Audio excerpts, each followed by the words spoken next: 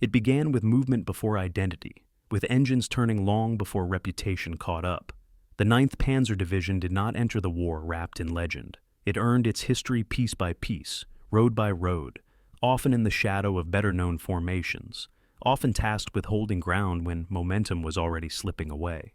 Its soldiers came from across Germany, trained to believe that speed, coordination, and armored shock could shape outcomes faster than infantry ever could. Tanks were not just machines to them. They were momentum made visible, steel hulls, roaring engines, radios crackling with short, urgent commands. The division learned early that armored warfare was not about brute force alone, but about timing, supply, and the fragile balance between advance and overextension. The 9th Panzer Division's early campaigns unfolded quickly. In the west, it moved through landscapes that fell faster than anyone expected. Roads opened, resistance collapsed unevenly.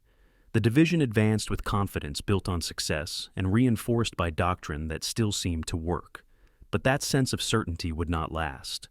As the war expanded, so did the demands placed upon the division. In the east, distance became the enemy. Roads dissolved into mud. Weather destroyed plans more efficiently than artillery.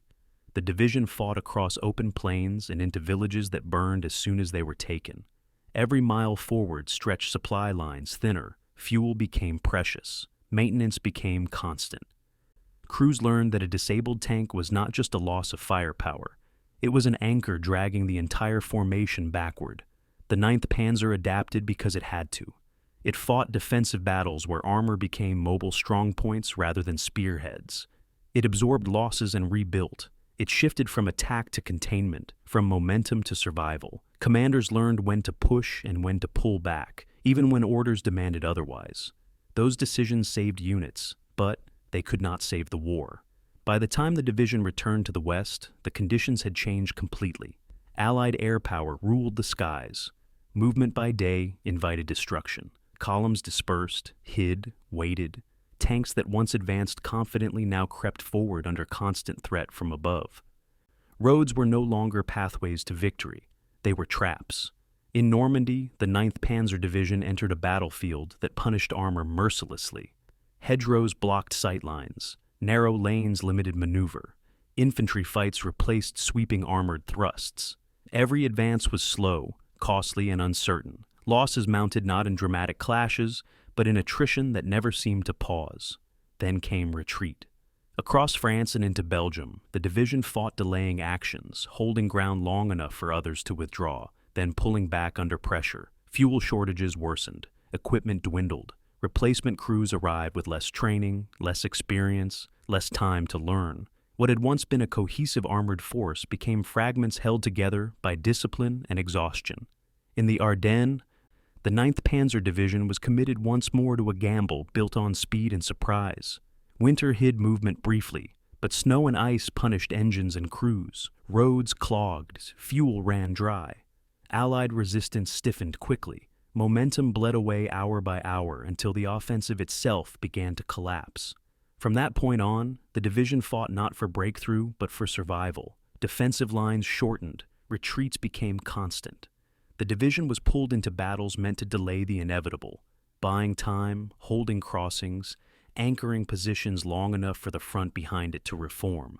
These were not glamorous missions. They were essential ones. And they cost dearly. By the final months of the war, the 9th Panzer Division was no longer defined by what it could achieve, but by what it could prevent. It fought in a landscape already breaking apart, where command structures frayed and resources vanished. Tanks were abandoned not because they were destroyed, but because they could no longer move. Crews became infantry, units dissolved into smaller and smaller groups. When the end came, it arrived quietly. There was no final charge, no decisive stand, only exhaustion, surrender, and the understanding that the war had long since passed the point of recovery. The history of the 9th Panzer Division is not a story of triumph. It is a story of adaptation under pressure, of professionalism tested by collapse, of a formation that continued to function even as the system around it failed. It shows how armored warfare evolves when ideal conditions disappear, and how skill cannot overcome reality when supply, air power, and time turn against you. Tonight, we return to that long road, to the engines starting in uncertain dawns, to the retreats that mattered as much as advances, to a division that kept moving because stopping meant annihilation, to the full, complicated history of the 9th Panzer Division. Before we go any further, I want to bring you into this moment as well. Where in the world are you listening from right now, and what time has found you there? Is it late and quiet, or is the day slowly winding down around you? If these long, steady journeys through lesser-known histories give you a sense of perspective, a rhythm to unwind to, or a way to let the noise of the day fade, consider subscribing, not for spectacle, but for the continuity, knowing there will always be another road to walk through history together when you need it. January 3rd, 1940. Vienna's Stammersdorf barracks wake to an announcement that turns Austrian soldiers into German Panzer Grenadiers overnight. Men who'd worn the uniform of a nation that ceased to exist 2 years earlier now stand in formation as the 9th Panzer Division officially activates. The wind cuts across the parade ground, where cavalry officers who once led charges on horseback now face rows of Czech-built tanks they've never commanded. This is not Prussia's elite creating another armored fist. This is conquered Austria being forged into a weapon, an underdog division built from the remnants of a defeated army, given second-rate equipment, and expected to prove themselves worthy of the Wehrmacht.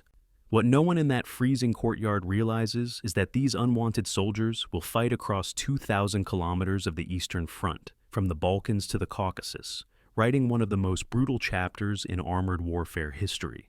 The formation of the 9th Panzer Division represents everything contradictory about German military expansion in 1940. General Major Alfred Ritter von Hubicki, an Austrian cavalry officer with aristocratic bearing and zero tank experience, assumes command of 11,800 men. His division receives 143 tanks, but they're predominantly Panzer 38Ts, Czech-designed vehicles the Wehrmacht considers inferior to German models. These tanks mount a 37mm gun that's already obsolete, thin armor that won't stop British anti-tank rounds, and mechanical systems prone to breakdown. The division's supporting elements include the 33rd and 59th Panzer Regiments, motorcycle reconnaissance battalions, artillery batteries, and engineer companies, but everything feels improvised. This isn't the gleaming military machine of propaganda films. This is a division assembled from whatever the high command had available after equipping priority units. Integration proves harder than anyone anticipated. Austrian soldiers carry resentment about the Anschluss, the forced annexation that erased their country in 1938. German soldiers arrive with prejudice about Austrian military competence, viewing them as soft compared to Prussian traditions. Language barriers emerge immediately, not in German versus foreign tongues, but in dialect, command terminology, and cultural assumptions about military hierarchy. The barracks at night echo with arguments, nostalgic songs about Vienna, and the underlying tension of men forced to trust comrades they didn't choose. Hubicki attempts to bridge this divide by emphasizing shared professionalism, but his cavalry background makes him suspect to German tank officers who believe armor requires a different mindset entirely. The division's symbol, a white leaping knight on a red background, consciously evokes Austrian heraldry, a small concession to the men's lost identity that some German officers view as dangerous sentimentalism. Training reveals the Panzer 38T's limitations with brutal clarity. At the Wunsdorf proving grounds outside Berlin, crews discover the Czech tanks throw tracks when turning sharply at speed, a potentially fatal flaw in combat maneuvering. The 37mm gun proves accurate but lacks penetrating power against modern armor. Engine overheating plagues operations in anything above moderate temperatures, requiring constant maintenance that slows operational tempo. Then comes the accident that foreshadows everything. During a February training exercise, a Panzer 38T throws its track while traversing a berm, the vehicle rolling sideways, crushing 2 crew members instantly. The silence that follows the screaming is worse than the screams themselves. Mechanics stare at the wreckage, calculating how many more men will die from mechanical failure before enemy fire ever touches them. Officers file reports noting the tank's instability, but the reports disappear into bureaucracy. The division will fight with what it has, not what it needs. Yet something unexpected emerges from these months of difficult integration and equipment frustration. The Austrian soldiers, initially resentful, begin taking professional pride in proving themselves within German military standards. They train harder, maintain equipment more meticulously, and develop a collective chip on their shoulder about being underestimated. The German soldiers, forced to rely on Austrian comrades, grudgingly acknowledge their competence. Hubicki, the cavalry officer, surprises everyone by becoming a quick study in armored tactics, recognizing that tanks require aggressive maneuver and shock action, principles not entirely different from cavalry doctrine. He develops a command style that emphasizes rapid decision-making and delegating authority to subordinate commanders, trusting them to exploit opportunities without waiting for orders. This decentralized approach will later prove crucial when communication breaks down in combat chaos. The division's first view of actual combat comes not through training, but through veterans rotating from Poland and France. These men speak of blitzkrieg's intoxicating speed, the collapse of entire armies in days, the ease with which modern armor smashes through static defenses. Their stories breed confidence bordering on arrogance among the 9th Panzer's soldiers. If Poland fell in weeks and France in months, what challenge could remaining enemies pose? The Czech tanks might be inferior, but they're fighting inferior opponents, or so the assumption goes. This mindset, this belief in inevitable victory through technological and tactical superiority, saturates the division. No one questions whether blitzkrieg works everywhere against everyone. No one considers that their next enemy might not collapse on schedule. The soldiers of the 9th Panzer Division believe they're joining a victorious war already won, arriving just in time to claim their share of glory. As winter turns to spring in 1940, orders arrive assigning the division to Operation Merida, the invasion of Yugoslavia and Greece. This will be the 9th Panzer's baptism, its chance to prove the underdog can fight. Officers study maps showing the Balkans' mountainous terrain, narrow roads, and limited infrastructure. Tank commanders calculate fuel consumption, maintenance schedules, and ammunition loads. Soldiers write letters home with practiced casualness, mentioning they'll be away for a few weeks on maneuvers. Hubicki addresses his officers with characteristic Austrian formality, reminding them that their division carries not just military reputation, but national honor. Every success will reflect on Austrian soldiers' worth within the Wehrmacht. Every failure will confirm prejudices about their inadequacy. The pressure is unspoken, but omnipresent. The division moves south through Austria toward the Yugoslav border in early April. Columns of tanks and trucks threading through mountain passes where Habsburg armies once marched. Civilians watch from villages, some waving, some silent, all recognizing that war has returned to the Balkans yet again. The soldiers see the terrain and begin revising assumptions. These aren't the plains of France where tanks can rampage freely. These are narrow valleys, steep hillsides, and bottlenecked roads where a single destroyed bridge halts an entire column.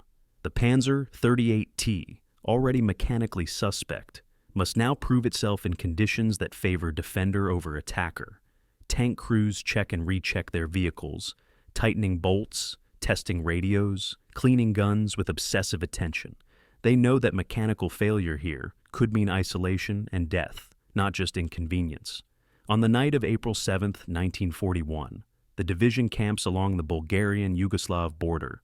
Soldiers sleep in their tanks or beside them, the metal cold against their backs. Some talk quietly about what combat will feel like, whether they'll perform well, whether fear will paralyze them. Veterans from other divisions laugh and say the first time is always chaos, but you adjust. You do what training taught you, you survive. Others stay silent, writing final letters that won't be mailed until after the campaign.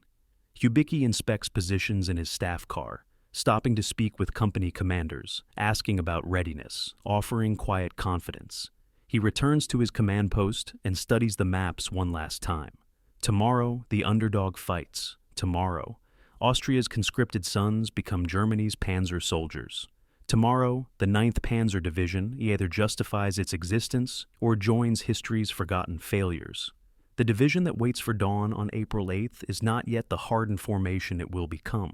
These are men forged from resentment and second-rate equipment, from cultural division and uncertain loyalty, from cheap tanks and expensive expectations. They don't know they'll fight from the Mediterranean to the Caucasus, from summer heat to winter cold that kills more effectively than bullets. They don't know most of them won't survive the war, that their division will be destroyed and rebuilt multiple times, that the skills they're about to learn will keep them alive through battles that annihilate more famous units. They only know that morning comes soon, that enemies wait across the border, and that being underestimated is sometimes an advantage. The leaping knight on their vehicles will ride into battle within hours.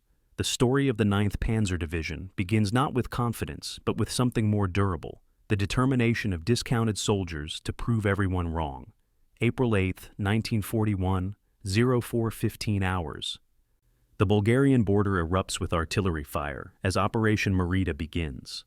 Hauptmann Franz Beke stands in the turret of his Panzer 38T, watching orange flashes illuminate the darkness ahead, feeling the concussion waves roll across the valley. His company lurches forward as the barrage lifts, crossing into Yugoslavia as dawn breaks gray and cold over the mountains. The first hours feel surreal, almost peaceful. Yugoslav border guards have withdrawn overnight, leaving empty positions and scattered equipment. Bake's tanks advance through abandoned villages where bread still sits on tables, where radios play music to empty rooms. This isn't war yet. This is the ghost of war, the silence before violence. Then the sound reaches them, distinctive and terrifying. The crack of anti-tank guns opening fire from concealed positions in the hills. The baptism has begun. The first engagement teaches brutal lessons within seconds. Yugoslav forces, underestimated by German intelligence, have prepared defensive positions with professional competence. Anti-tank guns, hidden in stone buildings and earthworks, cover the approaches to Niš, a critical road junction the 9th Panzer must capture to maintain momentum. Bake's lead platoon advances into the kill zone without realizing they're targeted. The first round punches through a Panzer 38T's frontal armor, penetrating the fighting compartment, igniting ammunition. The tank explodes, turret flipping through the air, bodies silhouetted against the fireball. The next round hits a second tank, disabling the track, leaving it immobile and vulnerable. Survivors bail out under machine gun fire, running for cover that doesn't exist. Bake screams orders into the radio, directing his remaining tanks to flank the position. But the narrow roads limit maneuver. What seemed like overwhelming German superiority has become a desperate scramble to survive. Yet, the division adapts with speed that surprises even themselves. Motorcycle reconnaissance units, unencumbered by armor's vulnerabilities, race around Yugoslav positions, reporting rear approaches and weak points. Artillery batteries unlimber and saturate suspected anti-tank positions with high explosive shells, suppressing fire long enough for tanks to advance. Engineers rush forward with demolition charges, blowing holes in stone walls that channel tanks into kill zones. The 9th Panzer discovers that victory requires combined arms coordination, that tanks alone are vulnerable coffins, but tanks supported by infantry, artillery, and engineers become unstoppable. By midday on April 10th, Niš falls. The cost, 9 tanks destroyed or disabled, 62 men killed, 189 wounded. For a single road junction, the price seems catastrophic, but the division has learned faster than most units do, paid the tuition in blood that combat always demands, and emerged functional rather than shattered. The advance accelerates into something unprecedented in the division's brief existence. Hubicki, understanding that speed prevents enemies from organizing defense, orders the 9th Panzer to bypass resistance and drive deep into Yugoslav territory.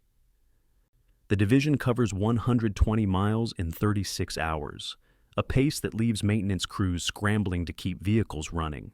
Tank commanders navigate by compass and map when roads disappear, trusting instinct in terrain where wrong turns mean isolation behind enemy lines.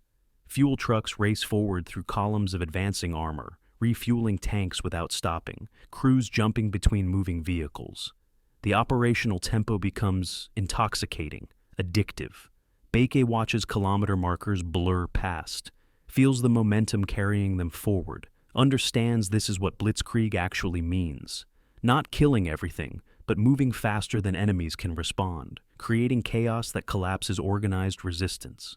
April 12th marks the race's climax. The division receives orders to capture Skopje, a major city 100 kilometers south, before Yugoslav forces can establish a defensive line. Hubicki commits everything to speed, gambling that audacity will overcome caution. The 9th Panzer roars down mountain roads at speeds that terrify even veteran drivers. Tanks bottoming out on rough pavement, suspension systems screaming, engines overheating from sustained high RPM operation. Yugoslav units attempt to block mountain passes with demolished bridges and roadblocks, but German engineers bridge gaps or find alternate routes within hours. By evening, lead elements enter Skopje's outskirts. The city's defenders, expecting days to prepare, face panzers in their streets before sunset. Resistance collapses within hours. Skopje falls on April 13th.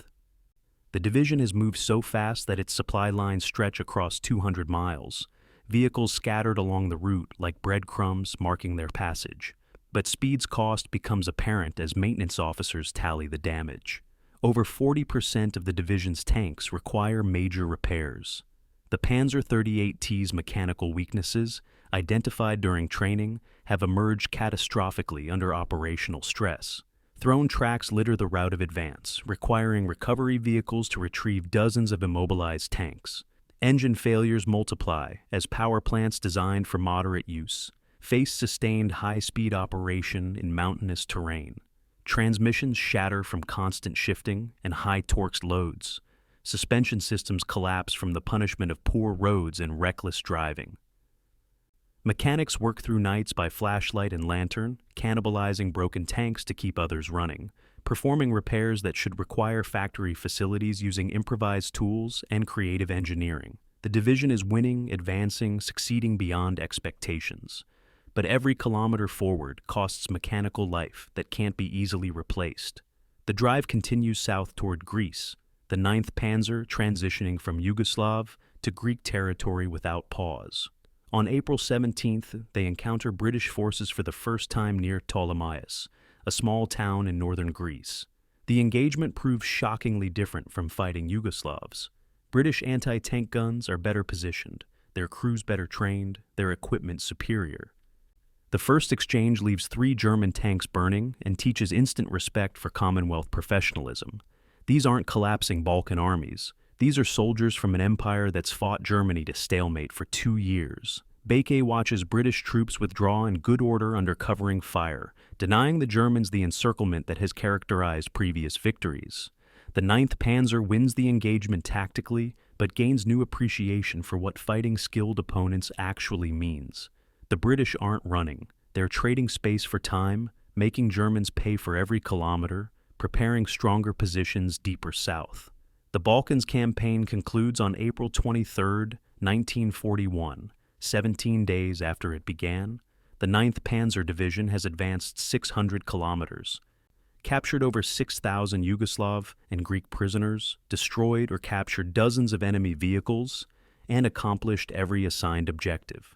German propaganda celebrates the lightning victory as further proof of Blitzkrieg's invincibility. Hitler awards Hubicki the Knight's Cross for the division's performance. Officers receive promotions and medals. Soldiers are granted leave and extra rations. The division's reputation transforms overnight from those Austrian outcasts with Czech tanks to Hubicki's Hunters, a nickname reflecting their pursuit operations' relentless pace. On paper, the campaign looks like triumph. In reality, it's a warning no one heeds, because the costs hide beneath the victory's surface. 62 killed seems acceptable until you calculate that represents 1 man dead for every 10 kilometers advanced. 189 wounded means 2 full companies' worth of experienced soldiers removed from combat. Over 40% mechanical casualties foreshadows what sustained operations will do to the Panzer 38T's questionable reliability. The division has learned to move fast and hit hard, but they've fought enemies already demoralized, collapsing armies that couldn't coordinate effective defense. The British engagement at Ptolemais offered a glimpse of different warfare, of enemies who won't break just because panzers appear. But that lesson drowns in celebration, gets forgotten in the satisfaction of victory. The 9th Panzer believes it has proven itself. What it has actually done is pass the first test of many, the easiest test, the one designed for confidence building rather than true assessment. In maintenance yards outside Skopje, mechanics survey the damage and speak quietly about what they've learned. The Panzer 38T can fight, but it can't sustain operations without massive mechanical support. The division can move with incredible speed, but that speed destroys vehicles as effectively as enemy fire. Success depends on enemies who collapse quickly, because prolonged campaigns will grind German armor into scrap through mechanical attrition alone. These truths live in whispered conversations between sergeants, in maintenance reports that officers skim without reading carefully, in the gap between what happened and what people want to believe happened. The 9th Panzer Division has won its first campaign. It has also revealed vulnerabilities that will resurface catastrophically when the division faces an enemy with unlimited depth, endless reserves, and no intention of surrendering. That enemy waits 6 weeks away. Across a river the Germans will cross on the longest day of summer. The Balkans were rehearsal. Russia will be the performance where every flaw, every weakness, every mechanical compromise comes due.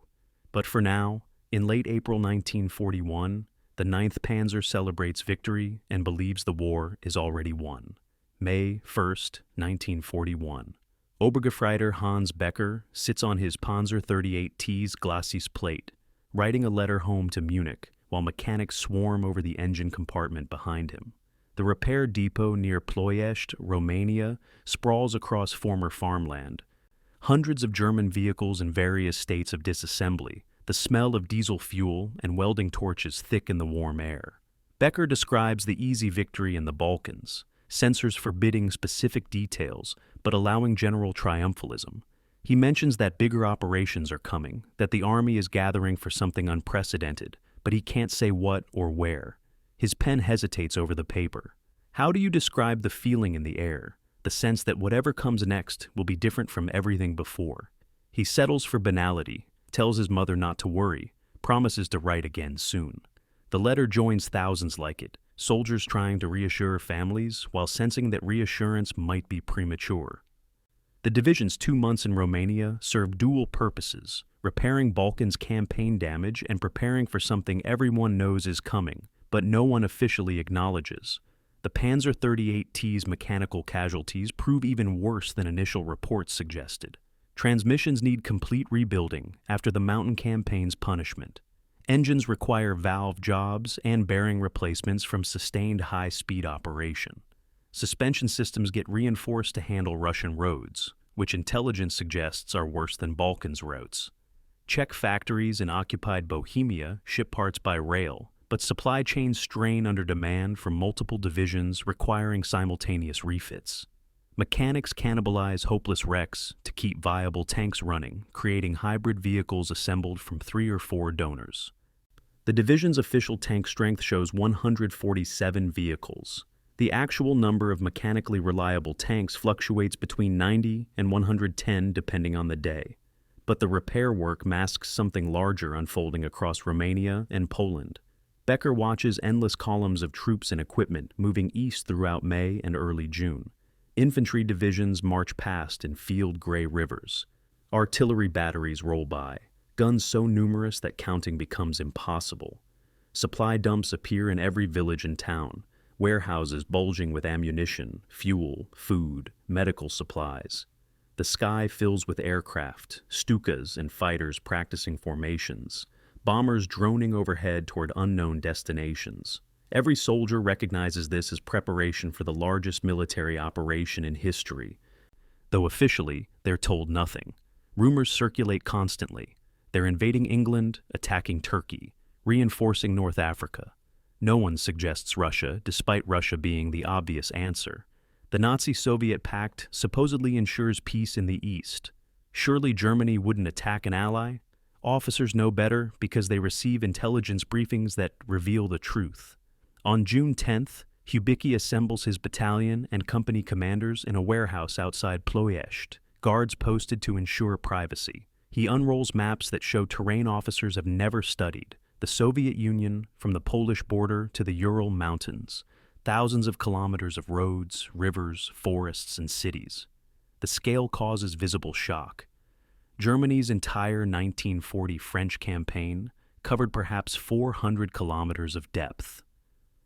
These maps show potential operational areas measuring 2,000 kilometers or more. Hubicki explains that Operation Barbarossa, the invasion of the Soviet Union, will begin late June.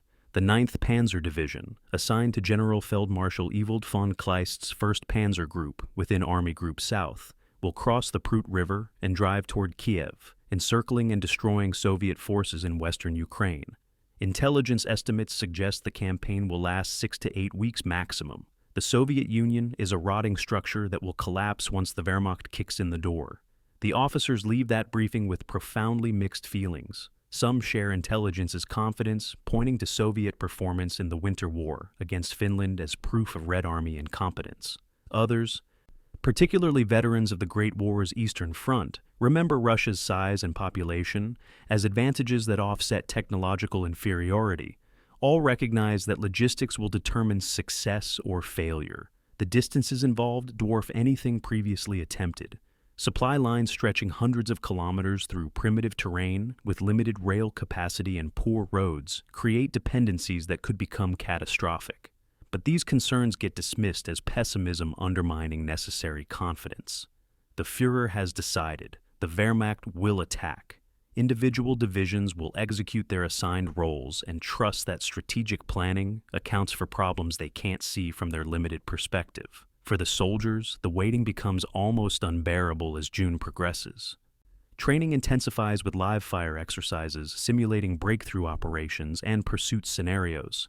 Tank crews practice rapid ammunition loading, engine repairs under simulated combat conditions, navigation without landmarks, infantry drill on assaulting fortified positions, clearing bunkers, maintaining cohesion during mobile operations.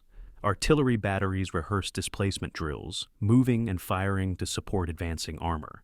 Everyone feels the tension building, the sense that something enormous approaches. Becker writes another letter home on June 15th, mentioning that letters will stop soon, that his family shouldn't worry if they don't hear from him for weeks.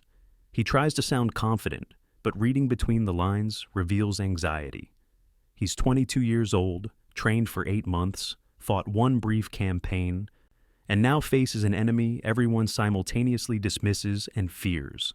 The final days before Barbarossa have surreal quality.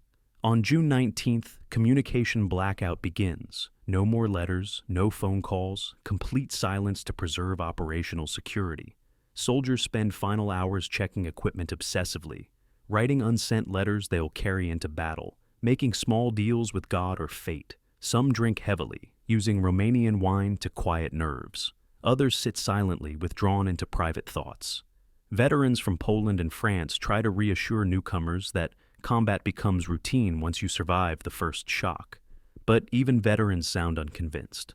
June 21st arrives with oppressive heat, temperatures climbing toward 35 degrees Celsius, the kind of heat that turns tank interiors into ovens. Orders come down for commanders. Final briefing at 1800 hours, movement to assault positions after dark. 0 hour set for early morning, June 22nd. Hubicki addresses the division one last time before they cross into the unknown. He stands on a tank, speaking without amplification to assembled troops packed into a Romanian field. He reminds them of their Austrian heritage, of proving themselves in the Balkans, of the confidence high command has placed in them. He tells them the enemy is numerous but disorganized, technologically backward, poorly led. He promises that victory will come swiftly if they maintain momentum, that they'll be home before winter. He speaks with conviction that inspires his audience, makes them believe in their invincibility. But Franz Becke, standing among company commanders, watches Hubicki's eyes and sees something else. Doubt hidden behind rhetoric, a recognition that certainty is performance rather than reality. Becke wonders how many others see through the confidence to the uncertainty beneath. Night falls on June 21st. The 9th Panzer Division moves to assault positions along the Prut River. Tank engines grumbling in low gear, tracks clanking on dirt roads, headlights extinguished to maintain secrecy that doesn't exist. Soviet forces across the river surely hear this gathering, surely recognize that war approaches. But Stalin has forbidden defensive preparations, declared rumors of German attack to be British provocation, ordered units to remain in peacetime positions. So the Red Army sits in barracks and camps, waiting for orders that won't come in time, trusting political decisions that will kill hundreds of thousands. Becker sleeps fitfully in his tank, the metal cold despite the warm night, his dreams filled with burning vehicles and screaming men. He wakes at 3 a.m, checks his watch, calculates 90 minutes until the barrage begins. Around him in the darkness, 11,000 German soldiers wait for the same dawn. Some pray, some sleep. Some stare east toward the river they'll cross into history. The 9th Panzer Division stands ready for its second campaign, confident from the first, unaware that everything they know about warfare is about to become obsolete. June 22, 1941, 04:15 hours. The Prut River Valley explodes with artillery fire that splits the darkness into flickering orange chaos. Franz Backe feels the concussion waves roll through his chest, watches the far shore disappear behind walls of smoke and flame, waits for the barrage to lift. At 04:45, the guns fall silent. Orders crackle across radio nets. Advance to the river, secure crossing sites, drive east. His company lurches forward, Panzer 38Ts and Panzer IVs grinding down to the water's edge where combat engineers have deployed pontoon bridges under cover of darkness. The first tanks cross as dawn breaks, tracks clattering on temporary bridging, crews scanning for resistance that doesn't materialize. The Soviet border guards are dead or fled, their positions smashed by artillery, their communications severed. The 9th Panzer enters Soviet Ukraine against no opposition, crossing from Romania into the world's largest country without firing a shot. Bake keys his radio. All clear, advance. The greatest land campaign in history has begun almost peacefully. The first day feels like extension of Balkan success, reinforcing dangerous assumptions about enemy weakness.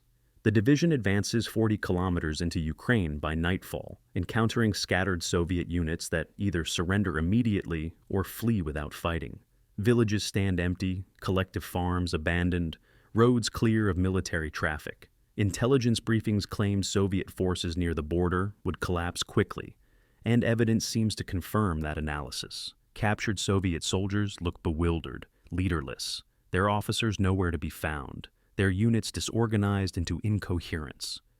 Equipment captured in the first 24 hours suggests technological backwardness, obsolete tanks, poor radios, limited ammunition supplies. Hubicki's evening situation report radiates confidence. Objectives achieved ahead of schedule, minimal casualties, enemy resistance negligible. 1st Panzer Group Commander Ewald von Kleist signals congratulations, and orders continued rapid advance. The 9th Panzer settles into night positions, believing the intelligence was correct. The Soviet Union is collapsing. The war in the East will be short.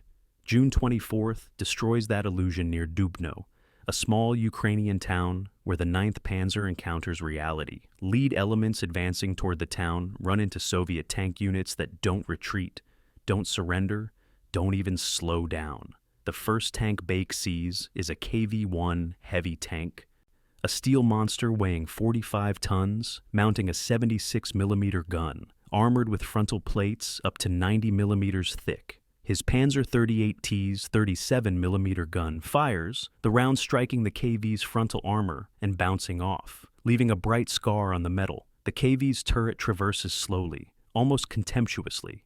Its 76mm gun fires once. The Panzer 38T 300 meters to Bake's right explodes, turret torn off by the shell's impact. Bake screams orders, fall back, call artillery, find flanking positions. But the KV isn't alone. Behind it, more Soviet tanks emerge from the tree lines, a counterattack in progress, armor rushing toward German positions with suicidal intensity. The Battle of Brody Dubno that unfolds over the next 4 days becomes the largest tank battle in history to that point. Over 3,000 tanks engaged across a front measuring hundreds of square kilometers.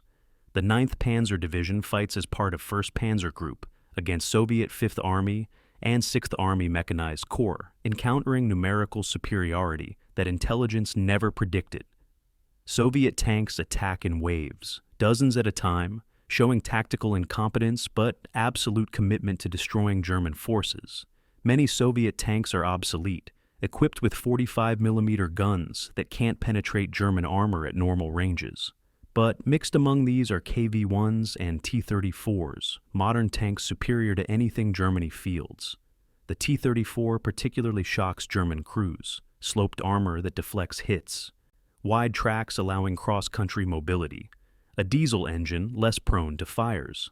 A single 34 survives 23 hits from Panzer 37mm guns before finally being disabled by a shot into the engine deck. The Germans win through coordination, training, and combined arms tactics rather than equipment superiority. Baeke learns to coordinate with artillery, calling fire missions to force Soviet tanks to button up, blinding them long enough for German tanks to maneuver for flank shots. He uses reconnaissance units to identify Soviet assembly areas, then strikes with concentrated firepower before enemies can organize attacks. He discovers that Soviet tank crews show poor situational awareness, often failing to watch their flanks or rear, allowing German tanks to ambush from unexpected angles.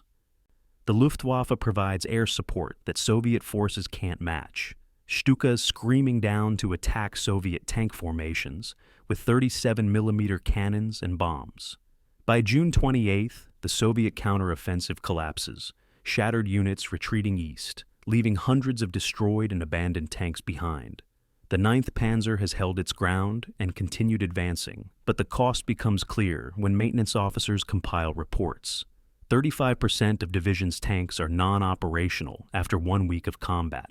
Some are destroyed, burned out hulks requiring complete replacement. Others are damaged, requiring repairs ranging from thrown tracks to engine replacements. Still others are simply broken from sustained combat operations in 40-degree heat without adequate maintenance. The Panzer 38T proves especially vulnerable, its mechanical systems failing under operational stress, its armor inadequate against Soviet anti-tank guns, its 37mm gun useless against heavy Soviet tanks, tank crews jury-rigged solutions, mounting captured Soviet 76mm guns on German chassis, welding additional armor plates to vulnerable spots, installing better radios scavenged from destroyed vehicles. Mechanics work 16-hour days, sleeping beside their vehicles, performing repairs that should take weeks in facilities they complete in days using field expedients. The division remains combat effective, but the margin between function and collapse grows thinner. More disturbing than mechanical losses are the tactical lessons that contradict everything the Wehrmacht believes about itself. The Red Army isn't collapsing. Soviet soldiers attack positions they can't possibly capture, fight until ammunition runs out, continue fighting with entrenching tools and rifles against tanks. Captured positions reveal half-eaten meals, indicating Soviet units fought until overrun rather than withdrawing when situations became hopeless. Political commissars discovered among prisoners speak openly about orders to hold positions to the death, to shoot soldiers who retreat, to accept complete annihilation rather than surrender. This isn't the demoralized rabble German propaganda described. This is an enemy with bottomless manpower, willing to trade lives for time, space for casualties, tactical defeats for strategic positioning. Hubicki reads combat reports and recognizes with growing unease that destroying Soviet armies doesn't end Soviet resistance. New armies appear as if conjured from the vastness behind the front lines. By June 30th, the 9th Panzer has advanced 160 kilometers into Ukraine, destroyed or captured approximately 140 Soviet tanks, taken thousands of prisoners, and achieved every assigned objective. The division should feel triumphant. Instead, officers share private concerns about sustainability. Casualties already exceed Balkan's campaign totals: 112 killed, 398 wounded, 43 missing. Fuel consumption runs ahead of supply deliveries, requiring strict rationing. Ammunition expenditure, particularly artillery shells, outpaces resupply capabilities. The division's vehicles show wear, suggesting they won't survive sustained operations without major refits. And the Red Army keeps appearing in force even after supposedly decisive battles should have destroyed Soviet capabilities in the region. The intelligence estimate of 6 to 8 weeks for campaign completion seems increasingly absurd to anyone actually fighting. Becker writes in his diary that night, entries he'll later transcribe into letters sent months afterward. He describes the shock of meeting KV-1s, the surreal experience of shooting an enemy that doesn't feel the bullets, the deaths of friends whose names he records carefully. He notes temperatures inside the Panzer 38T reaching 50 degrees Celsius, crews opening hatches despite enemy fire just to breathe. He mentions the endless columns of prisoners marching west, thousands of Soviet soldiers captured yet somehow never enough to stop new attacks. He writes about dreams, nightmares really, of burning tanks and screaming men, waking images that won't leave even when he's awake. His handwriting grows less neat as exhaustion accumulates. The final entry for June ends mid-sentence, incomplete thought trailing off as sleep claims him. Tomorrow brings new advances, new battles, new deaths. The 9th Panzer Division has survived its first week on the Eastern Front. Ahead lie 4 years that will kill most of the men sleeping in these fields, that will destroy and rebuild this division multiple times, that will teach lessons about warfare's true cost when enemies refuse to acknowledge defeat.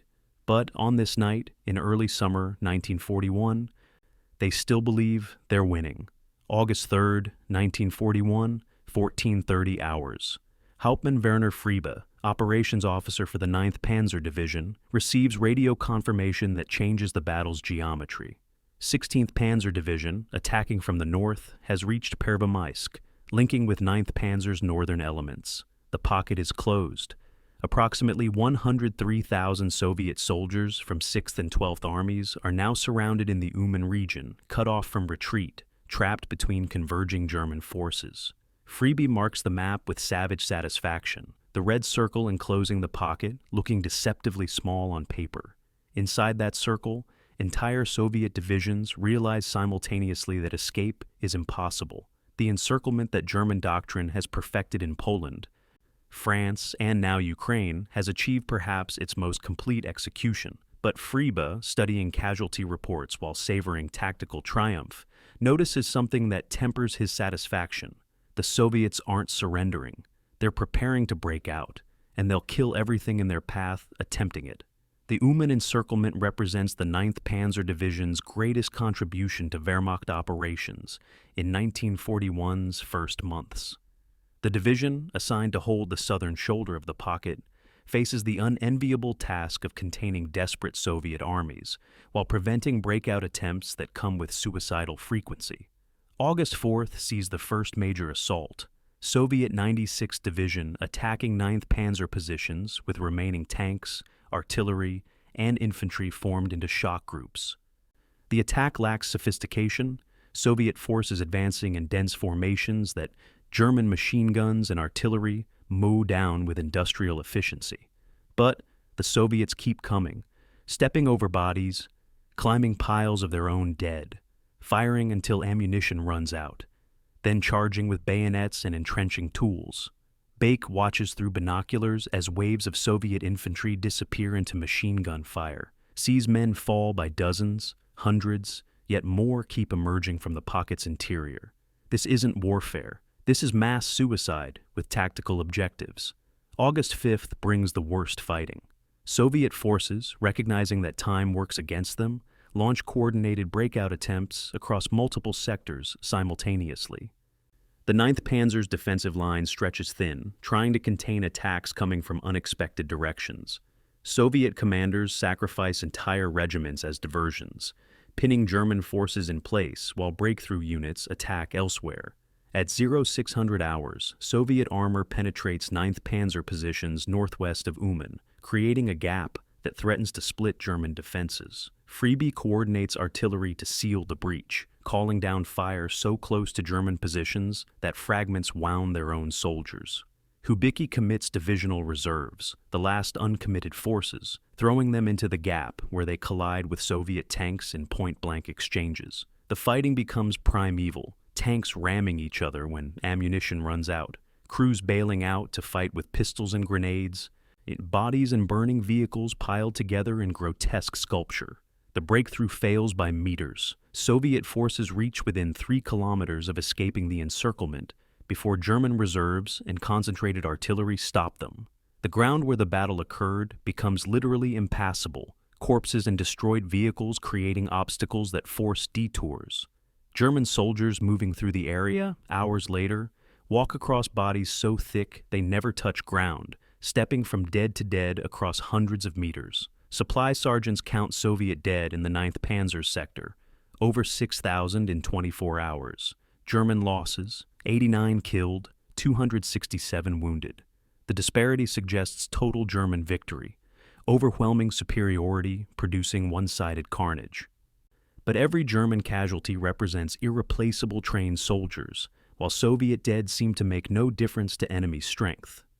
New formations appear as quickly as old ones are destroyed.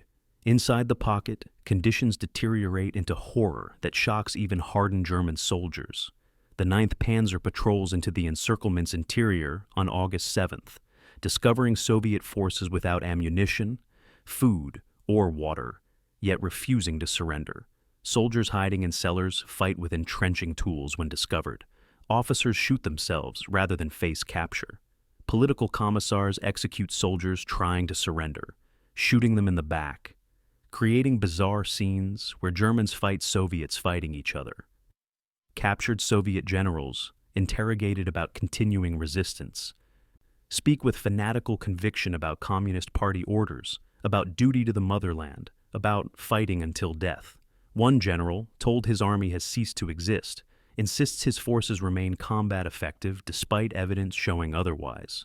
The disconnect between reality and belief suggests something beyond rational military calculation. This is ideological warfare where normal rules don't apply, where surrender equals betrayal rather than pragmatic acceptance of defeat. By August 10th, organized Soviet resistance inside the Uman pocket collapses. 103,000 prisoners march west into captivity, a human river stretching for kilometers, guarded by German soldiers who look as exhausted as their captives. Captured equipment fills fields, 317 tanks, 858 artillery pieces, thousands of rifles and machine guns. German propaganda celebrates the encirclement as proof of Wehrmacht superiority, of Blitzkrieg's continued effectiveness, of inevitable victory. Hitler personally congratulates Kleist and his Panzer Group commanders. Officers receive decorations, promotions, commendations. The statistics look impressive. An entire Soviet army group destroyed for relatively modest German casualties. But soldiers who actually fought understand the truth hiding behind numbers. The 9th Panzer Division spent 6 days holding the southern shoulder, 6 days of continuous combat without rest or relief, 6 days of Soviet attacks that came regardless of casualties or tactical sense. The division's tank strength at battle's start, 93 operational vehicles. Tank strength on August 10th, 52 operational vehicles, 41 tanks lost to combat damage, mechanical failure, and attrition in 6 days of fighting. Personnel casualties total, 117 killed, 312 wounded, bringing campaign totals since June 22nd to well over 1,000 casualties in 7 weeks. The division hasn't received significant replacements, meaning every loss degrades combat effectiveness permanently. Maintenance officers report that many operational tanks require immediate servicing, that sustained combat has shortened vehicle lifespans dramatically, that the Panzer 38T increasingly can't handle combat demands. More troubling are the tactical lessons. The Soviets lost at Uman because they were surrounded, outnumbered, and unsupported.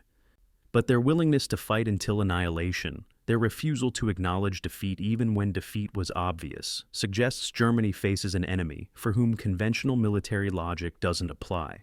German doctrine assumes rational opponents who surrender when situations become hopeless. Soviet doctrine appears to reject that assumption entirely, treating military rationality as bourgeois weakness. If every encirclement requires this level of fighting to reduce, if every pocket must be ground down through attrition rather than collapse through morale failure, then the number of encirclements needed to defeat the Soviet Union becomes astronomical, and each encirclement costs German forces irreplaceable men and equipment, while Soviet losses seem to have no impact on enemy strength the deeper in the country. Bake sits on his tank on August 11th, watching the last prisoners march past, trying to process what he's witnessed. The Uman pocket should feel like victory. German forces destroyed over 100,000 enemy soldiers, captured massive quantities of equipment, advanced the front lines significantly. But Beka feels only exhaustion and unease. How many more pockets will the Wehrmacht need to create before the Soviet Union runs out of soldiers? How many more Umans before Germany runs out of panzers? The mathematics don't work. Even assuming similar casualty ratios, Germany's smaller population and limited industrial capacity mean trading lives with the Soviet Union favors the Soviets in the long run. But these thoughts remain unspoken, shared only in private conversations between trusted officers, never formalized in reports or mentioned in official communications. The Wehrmacht is winning. Victory is certain. Doubt equals defeatism. The 9th Panzer moves out on August 12th, leaving the Uman pocket behind, advancing toward the Dnieper River and Kiev beyond. Behind them, burial details work for days, interring German dead in marked graves, pushing Soviet corpses into mass graves using bulldozers. The smoke from burning vehicles and equipment hangs over the battlefield for weeks. Ukrainian civilians return to destroyed villages, searching for survivors among the ruins. The Uman pocket enters history books as a tactical masterpiece, an encirclement battle studied in military academies for decades afterward. But for the soldiers who fought there, it becomes something else. The realization that victory on the Eastern Front means mountains of corpses, that destroying Soviet armies requires accepting casualties once considered unacceptable, that the war everyone expected to end quickly has no end in sight. The 9th Panzer Division has won its greatest triumph. The taste of that victory is ashes and bitter recognition that triumph changes nothing. The Red Army keeps coming. The war continues. Summer heat gives way to autumn rains, and ahead lies a river crossing that will push the division to its deepest penetration into Soviet territory before the inevitable turn toward winter and the catastrophe waiting in the cold. September 14th, 1941. 1100 hours. Lieutenant Kurt Meyer crouches behind his reconnaissance vehicle's armor. Binoculars pressed to his eyes, studying the obstacle that represents the division's next challenge. The Dnipro River stretches before him, over 700 meters wide at this crossing point near Dnipropetrovsk, its brown water moving with deceptive laziness south toward the Black Sea. The far shore rises in bluffs that Soviet forces have fortified with trenches, bunkers, and artillery positions. Meyer watches Soviet soldiers moving along the heights, realizes they've had days to prepare defenses while German forces consolidated after Uman. This won't be an opposed crossing against surprise defenders. This will be an assault river crossing against prepared positions, the kind of operation that fills cemeteries. He keys his radio, reports to Hubicki's headquarters. Enemy strength significant, defenses comprehensive. Crossing will be costly. The response comes back terse. Prepare detailed reconnaissance. Engineers are moving forward. Attack scheduled for September 20th. The 9th Panzer Division will cross the Dnipro, regardless of cost because the advance cannot stop. The days between reconnaissance and assault feel longer than they are. Combat engineers arrive with pontoon bridging equipment, rubber boats for assault troops, specialized vehicles for river crossings. They study Meyer's maps, aerial photographs from Luftwaffe reconnaissance, and accounts from local civilians about river depth, current speed, and bottom conditions.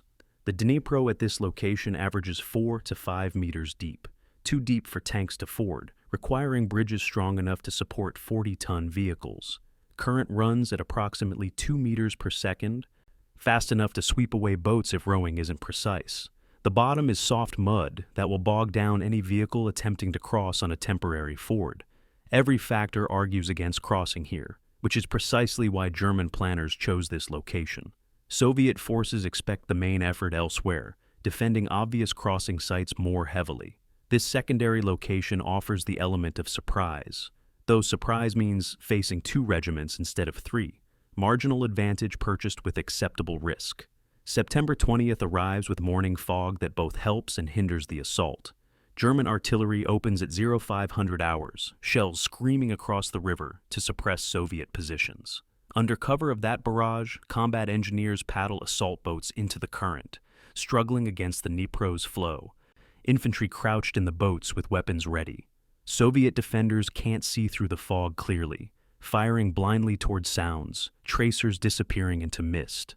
The first wave reaches the far shore, Infantrymen splashing into shallows, racing up muddy banks towards Soviet trenches. Fighting erupts at close range, grenades and rifle fire. German troops struggling to establish a foothold against defenders who contest every meter. More boats cross behind the first wave, casualties mounting as Soviet artillery finds the range, shells exploding in the water, drowning men weighted down by equipment.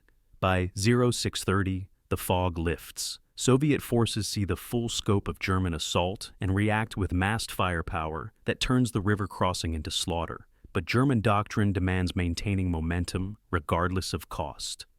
Engineers work under fire to deploy pontoon bridges, assembling sections while Soviet shells land among them, replacing killed crews with fresh men who resume work without hesitation. The first pontoon bridge collapses when a Soviet artillery shell strikes a central section, dumping a Panzer 38T into the river. The crew escaping moments before the tank sinks into the mud. Engineers begin again, building a second bridge 100 meters upstream, working faster now, understanding that speed might save lives by minimizing exposure time. By 1400 hours, the second bridge is complete, and German tanks begin crossing, tracks clattering on temporary decking, crews expecting Soviet fire that doesn't come because Luftwaffe fighters have suppressed Soviet artillery temporarily. Bake's company crosses at 1600 hours, his Panzer 38T, the 15th tank, onto the far shore, and suddenly the dynamics change. Armor on the eastern bank means exploitation, breakthrough, the thing Panzer divisions do best. The advance beyond the Dnipro accelerates into the last great German offensive operation of 1941. The terrain east of the river is different from western Ukraine, more open, fewer forests, rolling steppe that allows cross-country movement at speeds previously impossible. The 9th Panzer breaks through Soviet defensive lines on September 21st, exploiting gaps before enemies can respond, driving south and east simultaneously. Hubicki senses opportunity, recognizes that Soviet forces are stretched thin, defending river lines, and haven't organized depth positions.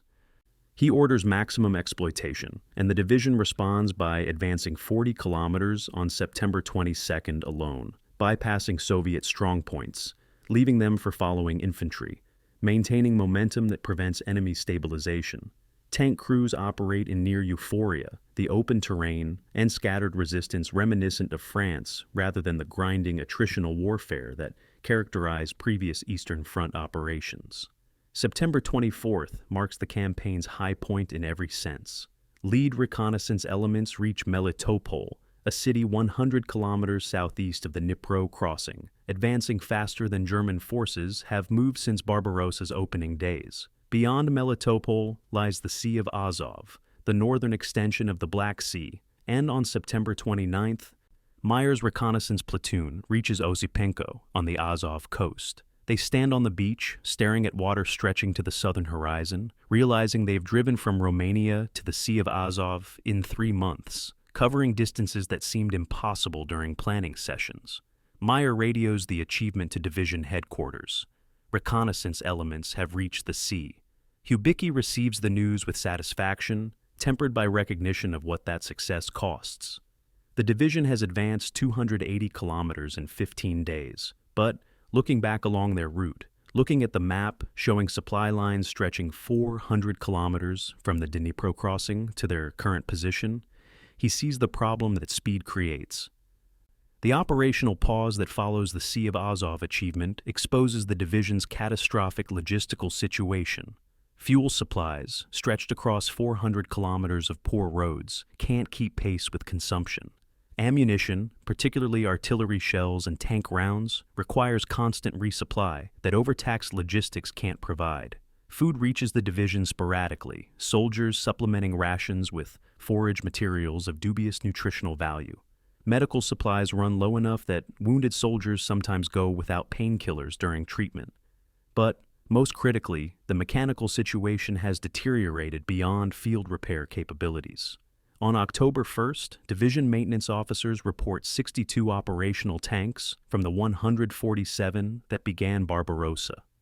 85 tanks are non-operational, requiring repairs ranging from minor to complete engine replacement. The Panzer, 38T, backbone of the division's armor, is dying from sustained operational stress. Engines designed for European operations can't survive Ukrainian dust, Soviet roads, and constant high-speed running. Transmissions shatter, suspensions collapse, tracks wear through. The division has advanced to the Sea of Azov, but consumed itself doing so. Personnel casualties since June 22nd, total 403 killed, 1,247 wounded, 89 missing. The division that activated in Vienna with 11,800 men now counts approximately 9,000 effectives, the 2,800 casualties representing irreplaceable losses of trained soldiers. Replacement drafts arrive, but can't match losses in quality or quantity. The new soldiers lack combat experience, haven't bonded with veteran survivors, don't know the informal systems that keep units functional. Integration takes time the division doesn't have. Meanwhile, German High Command issues new orders. Advance toward Rostov-on-Don, capture the city, continue toward the Caucasus oil fields. The strategic objectives keep expanding while the division's capability to achieve them contracts. Officers recognize the mismatch but can't refuse orders. The Wehrmacht doesn't accept unable to comply as a response. Units advance until they can't, then are destroyed or withdrawn and rebuilt. Temperatures begin dropping in early October, the first hints of approaching winter appearing in morning frost and shortening days. Soldiers who fought through summer heat in lightweight uniforms now face cold weather without adequate clothing. Supply priorities favor ammunition and fuel over winter gear, based on assumptions that the campaign will conclude before serious cold arrives. But veterans of the Great War's Eastern Front recognize the patterns, the gradual cooling, the increasingly frequent rains, the sense that nature is preparing something humans can't control. They speak quietly about what Russian winter means, about cold that freezes exposed flesh in minutes, that makes metal so brittle it shatters, that stops engines and kills men with equal indifference. Younger soldiers dismiss these warnings as old men's pessimism. The war will be over by winter. High Command said so. Intelligence confirmed it. The Soviet Union is collapsing. Victory approaches. These beliefs persist despite evidence suggesting otherwise, despite the Red Army continuing to field armies after previous armies were destroyed, despite the map showing how little of Soviet territory Germany actually controls. Becker writes in his diary on October 2nd, an entry that captures the division's paradox. He describes the pride of reaching the Sea of Azov, the sense of accomplishment from driving so far into enemy territory, the satisfaction of victory in every engagement. Then he lists friends killed since June, a roster that grows daily, names he records carefully so they won't be forgotten. He mentions how thin his company has become, how many positions are filled by replacements who don't know the veterans' names yet. He notes the mechanical state of his tank, listing failures that should ground the vehicle but can't because replacements aren't available. He writes about dreams of home, of Munich streets and German normalcy, wondering if he'll see them again. The entry ends with observation that becomes prophetic. We've advanced so far that supply lines can't reach us. We've won so many battles that we're weaker than when we started. We're victorious and collapsing simultaneously. How does this end? The 9th Panzer Division stands at its furthest penetration into Soviet territory on October 2nd, 1941, having driven from the Romanian border to the Sea of Azov in 102 days of sustained combat. They've destroyed or captured hundreds of Soviet tanks, killed or captured tens of thousands of enemy soldiers, advanced the German front lines hundreds of kilometers. By every tactical measure, they've succeeded brilliantly. But they've also consumed themselves mechanically, lost over 20% of their strength to casualties, stretched logistics beyond sustainability, and arrived at the Sea of Azov with barely enough combat power to defend themselves, let alone continue offensive operations. The paradox of Eastern Front warfare has become clear. Germany can win every battle and still lose the campaign. Because winning costs resources, Germany can't replace, while Soviet losses seem to matter not at all. Ahead lies Rostov, then winter, then the catastrophe that will nearly destroy this division and teach lessons about warfare's true nature when enemies refuse to acknowledge defeat. But for one brief moment in early October, the 9th Panzer stands at the high water mark. Looking east toward conquests they'll never achieve, West toward homes some will never see again. October 15th, 1941, 0800 hours. Feldwebel Otto Schmidt stands beside his supply truck, staring at what was a road yesterday. The autumn rains that began overnight have transformed the Ukrainian track into a river of mud, 3 meters wide and unknown depth. His convoy of 15 trucks, carrying ammunition and rations for forward units, has traveled 3 kilometers in the past 6 hours. 3 kilometers. The lead truck sits mired to its axles, engines screaming as wheels spin uselessly. Digging deeper into the quagmire, soldiers attempt to free it using logs for traction, but the logs disappear into the mud, swallowed by earth turned liquid. Schmidt calculates distances and despairs. The 9th Panzer's forward positions are 30 kilometers ahead. 30 kilometers of roads that are all like this or worse. At current pace, his convoy will take 4 days to reach units that need supplies today. And this is only the beginning. Meteorological reports predict continued rain for 2 weeks. The Rasputitsa, the season of mud, has arrived to demonstrate that technology means nothing when Earth itself becomes the enemy. The October rains destroyed German logistics across the entire Eastern Front, but their impact on armored divisions proves especially catastrophic. The 9th Panzer, already mechanically degraded from 4 months of sustained operations, discovers that mud immobilizes everything. Tanks designed for roads and moderate cross-country movement sink into Ukrainian soil, turn to porridge. A Panzer 38T that ventures off the few paved roads disappears to its hull in minutes. 4,300 kilograms of steel becoming stationary pillbox rather than mobile weapon. Recovery vehicles attempting to extract bogged tanks themselves become stuck, requiring additional recovery vehicles in cascading failures. On October 18th, Baeke watches his company lose 3 tanks in one morning without enemy contact, the vehicles simply sinking into mud that hardens around them like concrete, trapping them until conditions improve or they're abandoned. The bitter irony strikes everyone. The Wehrmacht's most mobile arm has been rendered immobile by weather. Infantry operations become nightmares of exhaustion and attrition. Soldiers marching through the mud sink to their knees with every step, boots sucked off their feet, uniforms caked with muck that adds kilograms to their weight. Moving 1 kilometer requires effort equivalent to marching 10 under normal conditions. Casualties from exhaustion mount as men simply collapse from fatigue, unable to continue, left in aid stations that can't evacuate them because ambulances are as stuck as everything else. Horses, still the Wehrmacht's primary logistics transport despite propaganda about mechanization, die by hundreds. The animals can't pull wagons through mud that stops trucks, can't maintain footing on roads that have become skating rinks of slick earth. Dead horses line the routes of advance, their carcasses joining the landscape of destroyed vehicles and abandoned equipment.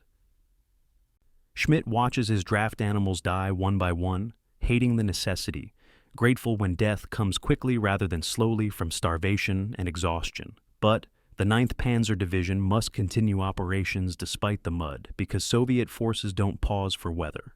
Soviet winter offensives begin in late October, small-scale attacks testing German positions, probing for weaknesses.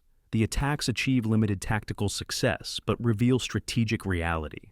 Soviet units are better equipped for these conditions. Soviet tanks, particularly the T-34, feature wide tracks that distribute weight, allowing them to traverse mud that stops German armor. Soviet soldiers wear felt boots and heavy coats, adequate winter clothing that Germans lack. Soviet logistics rely on horse-drawn sleighs and human porters who can move through conditions that stop motorized transport. The technological superiority Germany enjoyed in summer becomes technological parity or Soviet advantage as seasons change. Hubicki reads intelligence reports about Soviet preparations for winter warfare with growing alarm, recognizing that German forces are unprepared for fighting in conditions that favor defenders. October 22nd brings an incident that symbolizes the mechanical catastrophe unfolding. A Panzer 38T, attempting to move between defensive positions, leaves the road to avoid a destroyed bridge. The tank advances 5 meters off the paved surface before sinking to its hull in mud. The crew attempts to reverse, but the tracks can't find purchase. Spinning uselessly as the tank settles deeper, they radio for recovery vehicles, which arrive 3 hours later, themselves barely mobile. Recovery crews attach tow cables and pull, but the cables snap from the strain. Stronger cables are brought forward. These break too. Engineers attempt to dig out around the tank, but water fills the excavations faster than they can bail. After 6 hours of effort, the recovery commander admits defeat. The tank cannot be extracted until the ground freezes or dries. The crew strips weapons, radios, and usable parts, then abandons their vehicle. It sits in that field through winter, a monument to nature's superiority over technology. By November 1st, the 9th Panzer Division's operational status has collapsed to levels that threaten unit viability. Tank strength: 23 operational vehicles from the 147 that began the campaign. Personnel strength: approximately 7,500 effectives from 11,800 authorized. Daily movement capability: 2 to 5 kilometers on good days, 0 on bad days. Supply delivery: 30% of required ammunition, 40% of food, 10% of fuel. The division exists as a combat unit in name only. Its actual capability resembles a reinforced infantry regiment with limited armor support rather than a panzer division. Replacement drafts scheduled for October can't reach the division because the same mud that immobilizes combat units stops transport bringing reinforcements. The Wehrmacht's logistics system, designed for European road networks and moderate climates, has failed completely when tested against Soviet geography and weather. Medical situations deteriorate as the Rasputitsa continues into November. The first cases of frostbite appear in late October. Soldiers inadequately clothed for temperatures that drop to freezing overnight. Trench foot, caused by constantly wet conditions and inability to dry boots, spreads through the division like plague. Respiratory infections multiply as men live in wet uniforms without adequate shelter. Dysentery from contaminated water and poor sanitation affects over 30% of personnel by early November. The division's medical facilities, designed to handle combat casualties, become overwhelmed by non-combat medical emergencies. Wounded soldiers sometimes wait days for evacuation because ambulances can't traverse the roads. Medical supplies run short as delivery systems collapse. Sanitator Ernst Hoffmann works 18-hour days treating patients he can't properly help, watching men die from infections that antibiotics could cure if antibiotics were available. Schmidt's supply convoy finally reaches forward units on October 22nd, 7 days after departing the depot 300 kilometers behind the lines. 7 days to cover 300 kilometers, an average speed of 43 kilometers per day, slower than walking pace. The supplies he delivers are immediately consumed, providing perhaps 2 days of ammunition and food for units that need constant resupply. He has 6 hours with the combat troops before beginning the return journey, equally difficult, equally exhausting.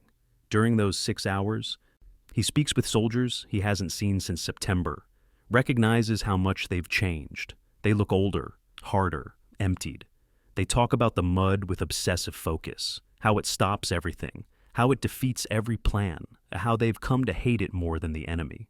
One soldier shows Schmidt his boots, the leather rotted through from constant wetness, his feet wrapped in rags because replacement boots can't reach the division. Another soldier mentions casually that his squad is down to 4 men from the 12 who crossed the Prut River in June, the others killed, wounded, or invalided from illness. The casualty rates shock Schmidt, even though he's seen convoy after convoy carrying wounded westward. November 3rd brings the event everyone has dreaded and anticipated. The temperature plummets overnight, dropping from 5 degrees Celsius to -15 in 6 hours. The mud freezes solid, preserving vehicle tracks, footprints, and abandoned equipment in perfect detail. The sudden freeze creates new problems replacing old ones. Roads that were impassable from mud become impassable from frozen ruts that shatter vehicle suspensions and break axles. The ground becomes so hard that entrenching is impossible, soldiers unable to dig fighting positions in earth that has become rock. But the freeze also allows movement again, tracked vehicles able to traverse cross-country routes that were suicide during the mud season. The 9th Panzer Division achieves temporary mobility, moving from position to position, consolidating defenses, preparing for winter that everyone now understands is coming, regardless of optimistic planning. Beke sits in his tank on November 5th, writing a report to Hubicki about his company's status. He lists 23 men fit for duty from the 98 who began the campaign, notes that his tank platoon has 1 operational Panzer 38T and 2 operational Panzer IVs, mentions that ammunition stocks allow for perhaps 1 day of intensive combat before resupply becomes critical. He describes morale as stable but declining, a euphemism for the quiet desperation he sees in his soldiers' faces. He requests reinforcements, replacements, supplies, winter clothing, all the things he knows aren't coming soon enough. His report ends with a recommendation that the division be withdrawn for refit, that continuing operations under current conditions risks unit destruction. He knows this recommendation will be ignored because German High Command doesn't accept strategic withdrawal, doesn't acknowledge that retreat might be necessary, doesn't admit that the offensive has failed. The report goes into division files where it joins dozens of similar reports from other commanders, all documenting the same collapse, all requesting the same impossibilities. The Rasputitsa season of autumn 1941 teaches the 9th Panzer Division and the entire Wehrmacht a lesson that should have been obvious from the start. Modern mechanized warfare requires infrastructure to support the machines. Without roads capable of handling military traffic, without railways extending forward to reduce supply distances, without fuel depots positioned within operational range, mechanized forces become useless ironmongery. The Soviet Union lacks the infrastructure Germany assumed existed, and autumn weather destroys what minimal infrastructure was available. The result is paralysis, the transformation of mobile warfare into static attrition, the negation of every advantage Germany believed would ensure victory. As November progresses and temperatures continue dropping, soldiers understand that mud was merely the prologue. Winter approaches, real winter, Russian winter, that Great War veterans speak of with haunted voices. The 9th Panzer Division has survived the Rasputitsa.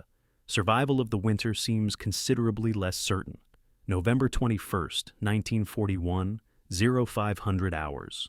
Oberleutnant Georg Schumann watches his company advance toward Rostov-on-Don through darkness and falling snow, temperature -15 Celsius and dropping.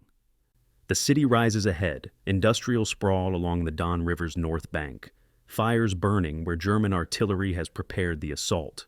1st Panzer Army, reorganized and reinforced after October's paralysis, has been ordered to capture Rostov and push beyond into the Caucasus before winter fully arrives. High Command insists the operation is feasible despite every environmental indicator suggesting otherwise. Schumann's tanks roll forward across frozen ground, crews shivering in summer uniforms inadequately supplemented with scavenged materials. His Panzer IV's engine coughs intermittently, cold affecting fuel atomization. Power output reduced 20% from optimal, but the attack cannot wait for better conditions because better conditions won't arrive until spring. The 9th Panzer Division assaults Rostov, knowing this might be the last offensive operation before winter forces operations to halt. They don't know this is the last German offensive of 1941, or that Rostov will mark the first significant German retreat of the war. The initial assault achieves surprising success against Soviet forces caught between defensive preparation and strategic confusion. The 9th Panzer, attacking from the northwest, breaks through outer defenses and penetrates into Rostov's suburbs by midday November 21st.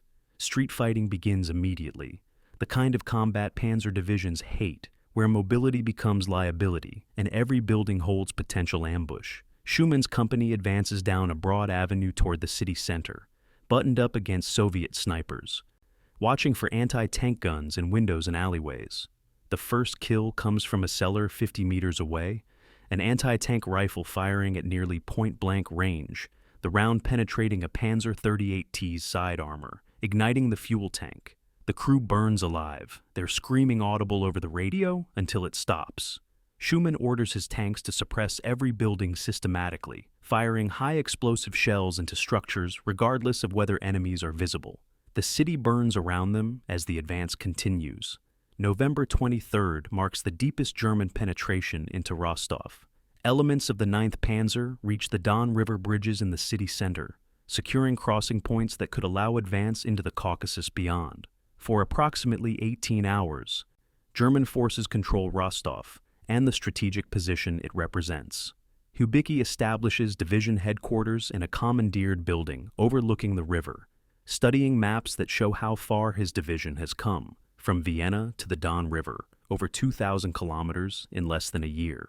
But the maps also show the problem: supply lines stretching hundreds of kilometers through hostile territory, the division's flanks exposed for nearly 200 kilometers. Soviet forces gathering north and south for counterattacks that intelligence reports describe as massive. The congratulatory messages arriving from high command contrast sharply with the tactical reality Hubicki perceives. They've captured Rostov, but they can't hold it, and attempting to do so will destroy the division. The Soviet counteroffensive begins November 27th with artillery barrage that announces arrival of fresh Siberian divisions. These aren't the disorganized units the 9th Panzer fought in summer. These are winter-equipped troops from the Soviet Far East, soldiers accustomed to cold that Germans can barely imagine, wearing white camouflage that makes them nearly invisible in snow, armed with weapons designed to function in Arctic conditions. They attack the 9th Panzer's positions in Rostov with tactical sophistication, suggesting improved training and leadership. Infantry advances under covering fire from mortars and machine guns, using buildings for concealment, exploiting gaps in German defenses. Soviet tanks appear, T-34s, whose wide tracks allow mobility in snow that immobilizes German armor. The temperature has dropped to -25°C. German soldiers can barely operate weapons, fingers too cold for fine motor control, metal so cold it burns exposed skin. The fighting for Rostov over the next 3 days becomes the 9th Panzer Division's introduction to defeat. For the first time in their existence, German forces are not advancing. They're defending, then retreating, then running. Soviet pressure builds relentlessly. Fresh divisions arriving to replace exhausted units. The Red Army able to trade casualties for ground because they have unlimited replacements, while every German loss is permanent. On November 28th, Schumann's company holds a factory complex against repeated Soviet assaults, ammunition running low, wounded accumulating faster than medics can treat them.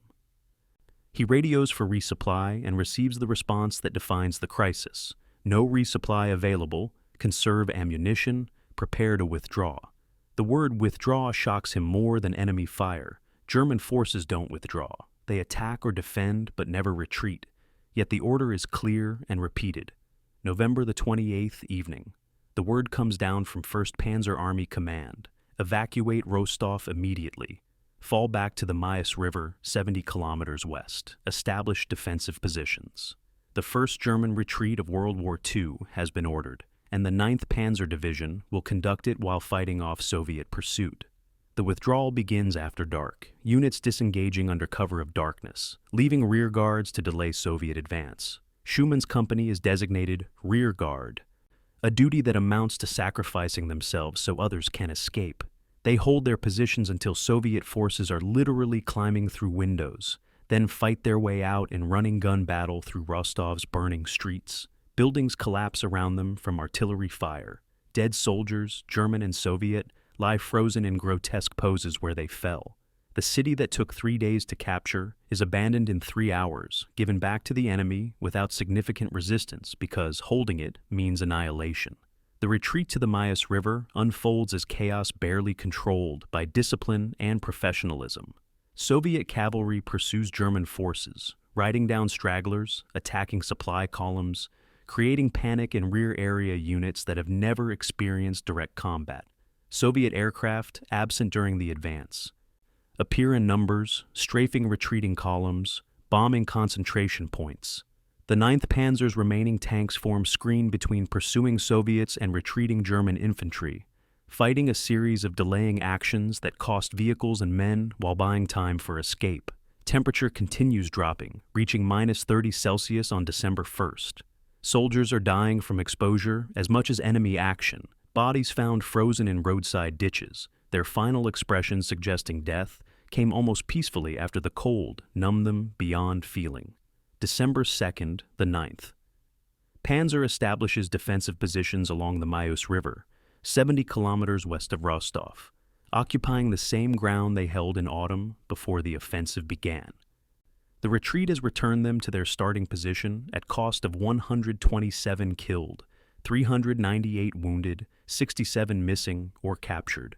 Tank losses total 18 vehicles destroyed or abandoned during the withdrawal. The division that captured Rostov no longer exists in any meaningful sense. What remains is a collection of exhausted survivors, understrength units cobbled together from multiple decimated companies, equipment that barely functions in Arctic conditions. Hubicki files his after-action report with careful language that acknowledges defeat without admitting failure, describes successful withdrawal while minimizing the catastrophe of losing Rostov after such costly capture. The report goes to Army Group Headquarters, where staff officers file it alongside dozens of similar reports from across the Eastern Front, all describing the same pattern: advance, achieve objective, retreat, establish new defensive line further west. The psychological impact of Rostov's loss resonates through the 9th Panzer Division more profoundly than casualty statistics suggest. These soldiers have known nothing but victory for 2 years. Poland, France, Yugoslavia, Ukraine. Every campaign ended with German triumph and enemy defeat. Rostov introduces a new reality. Germany can be beaten. German armies can be forced to retreat. Victory is not inevitable. The change in mindset shows in small ways. Soldiers stop talking confidently about when the war will end and start talking about if they'll survive it. Officers begin keeping private journals documenting mistakes and lessons learned, insurance against future inquiries about how the invincible Wehrmacht suffered defeat. Hubicki sends letter to his wife that censors won't allow to be mailed, describing his growing certainty that the war in the East cannot be won under current strategy, that High Command has committed Germany to operations beyond available resources. The letter remains in his desk drawer, unsent testament to truths that cannot be spoken officially. As December progresses and temperatures stabilize around -25 to -30 Celsius, the 9th Panzer settles into winter defensive positions that will define their existence for the next 4 months. They've advanced from Romania to Rostov and back, fought a dozen major engagements, lost over a third of their strength, and gained essentially nothing. The front line in December 1941 runs through nearly the same territory it occupied in October. 2 months of fighting, hundreds of casualties, thousands of vehicles destroyed, all to achieve strategic stalemate.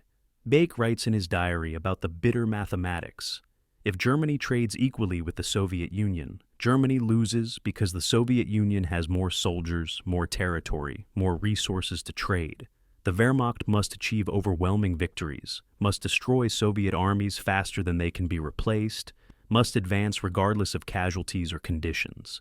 But Rostov proved that overwhelming victory becomes impossible when enemies don't collapse, when weather negates technological advantages, when supply lines stretch beyond sustainability. The 9th Panzer Division has learned these lessons in blood and frozen corpses.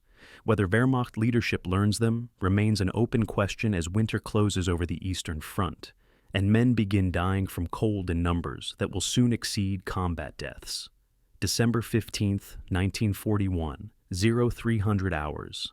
Sanitator Ernst Hoffmann works by lamplight in a tent that serves as field hospital for the 9th Panzer Division's forward positions along the Maas River. The patient on his table is a 19-year-old infantryman whose feet have frozen black from toes to ankles, flesh already showing the green discoloration of gangrene.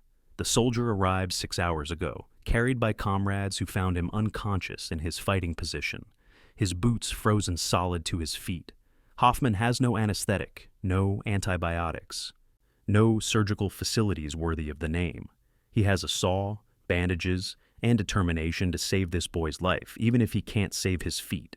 The amputation takes 20 minutes, the patient screaming until he passes out from pain, despite the brandy Hoffmann forced him to drink.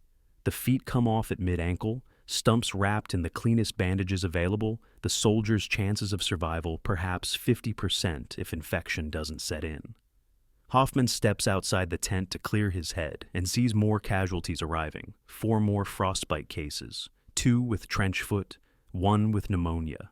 Winter is killing the 9th Panzer Division faster than combat ever did.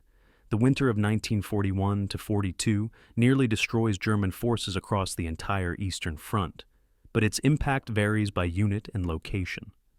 The 9th Panzer Division, positioned along the Mias River in southern Ukraine, experiences winter's cruelty without the desperate encirclement battles that characterize fighting around Moscow. Their war becomes static defense against limited Soviet probing attacks, weather and disease being the primary enemies. Temperatures remain below -20°C continuously from mid-December through late February, dropping to -35 on the coldest nights. Soldiers live in bunkers dug into frozen earth, using explosives when the ground proves too hard for entrenching tools. The bunkers provide minimal shelter, just enough to prevent immediate death from exposure, not enough for comfort or warmth. Heating comes from small fires burning scavenged wood, the smoke filling bunkers until men choose between freezing and suffocating.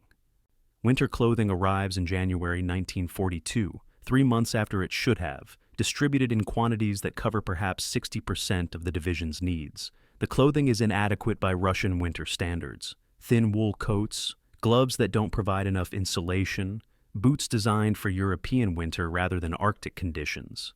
Soviet prisoners wear felt boots and heavily quilted jackets that German soldiers covet with desperate envy. Looting Soviet dead for winter clothing becomes standard practice, the macabre pragmatism of survival, overriding any squeamishness.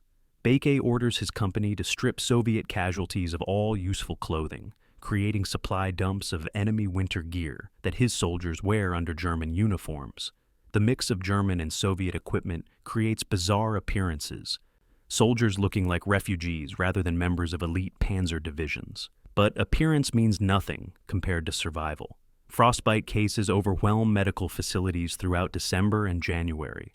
Hoffman treats approximately 8 to 12 cases daily, performing amputations every 3 days when gangrene makes surgery necessary. The pattern becomes routine. Soldier found unconscious or barely conscious in position, extremities frozen, core body temperature dangerously low. Treatment begins with gradual warming. Rapid warming causes tissue damage as bad as freezing itself. Then, assessment of damage. First-degree frostbite recovers completely. Second-degree causes permanent sensitivity. Third-degree requires amputation. By February 1st, Hoffman has performed 37 amputations on soldiers from the 9th Panzer Division alone, not counting cases evacuated to rear area hospitals.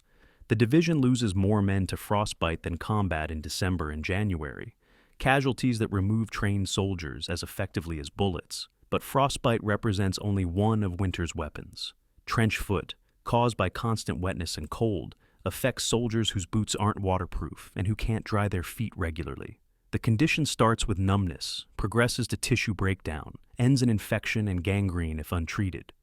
Respiratory infections spread through crowded bunkers where men live in close quarters, breathing smoke-filled air. Dysentery and typhus appear as sanitation systems collapse under winter conditions. Frozen ground making proper waste disposal impossible. Malnutrition weakens immune systems as rations decrease in quantity and quality. Supply deliveries inconsistent because of weather and distance.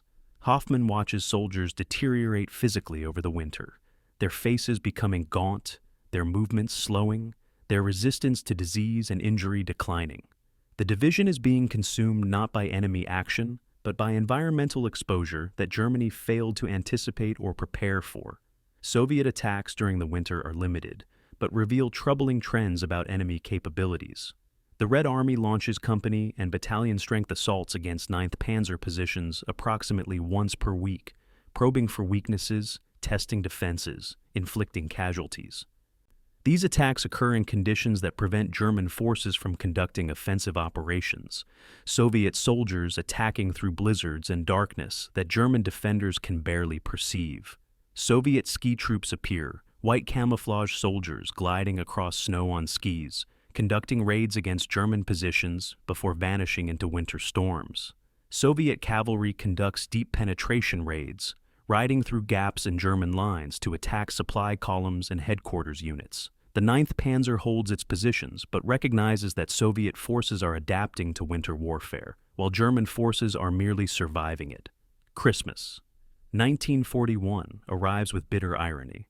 The division receives packages from Germany, sent in October, when families still believed the war would be over by Christmas. The packages contain items completely useless for soldiers in Russian winter: light clothing, sweets that freeze solid, letters describing German Christmas preparations with oblivious cheerfulness.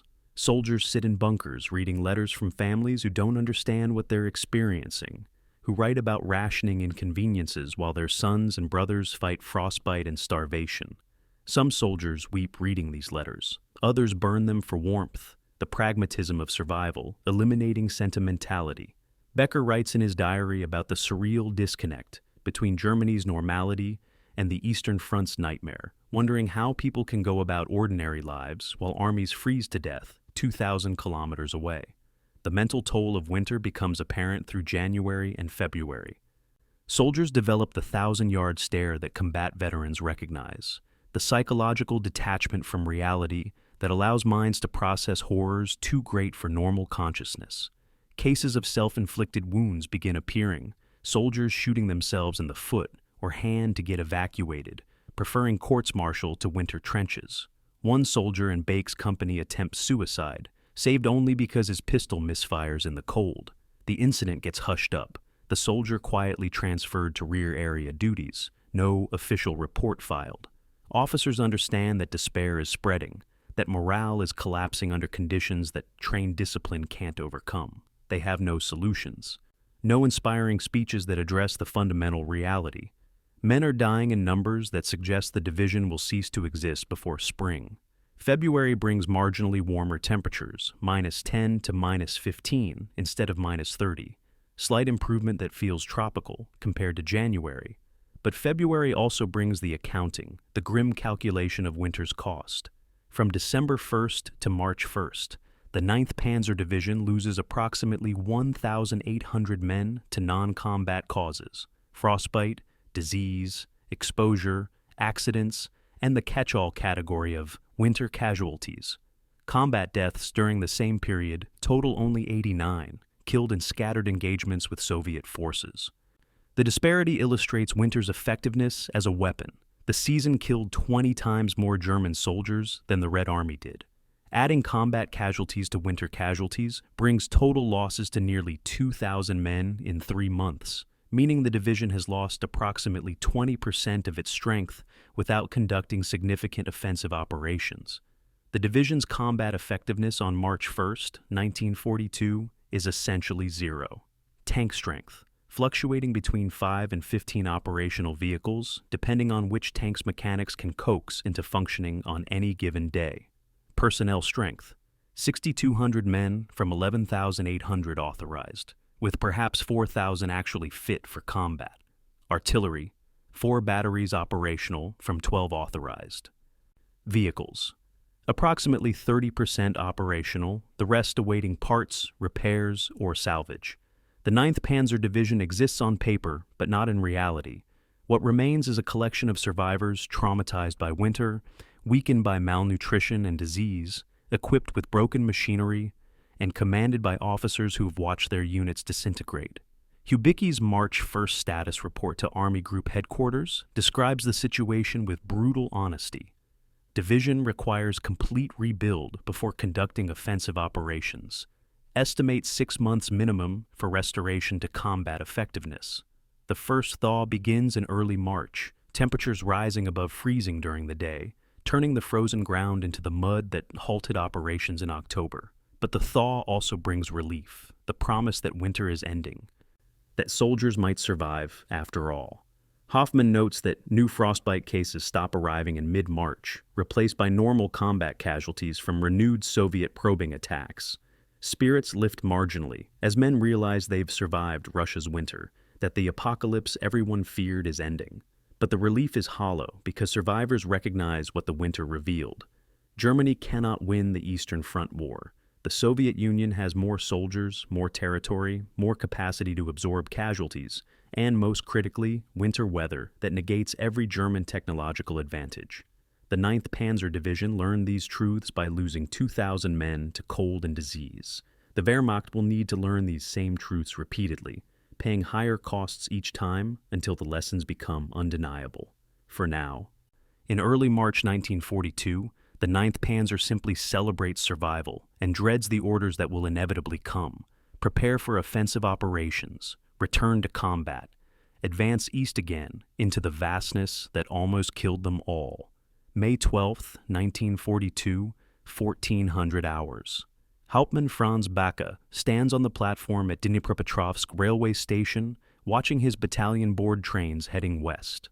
The survivors of the 9th Panzer Division's first year on the Eastern Front move with mechanical efficiency born from exhaustion rather than discipline. They carry everything they own in battered packs: letters from home, captured Soviet equipment, photographs of men who won't leave Russia alive. The platform is quiet despite hundreds of soldiers boarding simultaneously. No one celebrates this departure. They're leaving the Eastern Front for France, ordered to rebuild and re-equip, but everyone knows France is temporary sanctuary.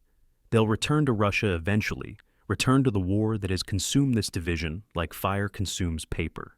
Backe watches faces he barely recognizes despite knowing these men for 2 years. The Balkans seem like someone else's war, fought by different soldiers who still believed in victory. These hollow-eyed survivors believe in nothing except today and maybe tomorrow. The journey west takes 6 days, trains crawling across Ukraine, Poland, and Germany toward France. Soldiers sleep most of the way, bodies catching up on rest denied for months. Some stare out windows watching Europe pass, comparing Russian devastation to intact German and French landscapes. The contrast shocks them.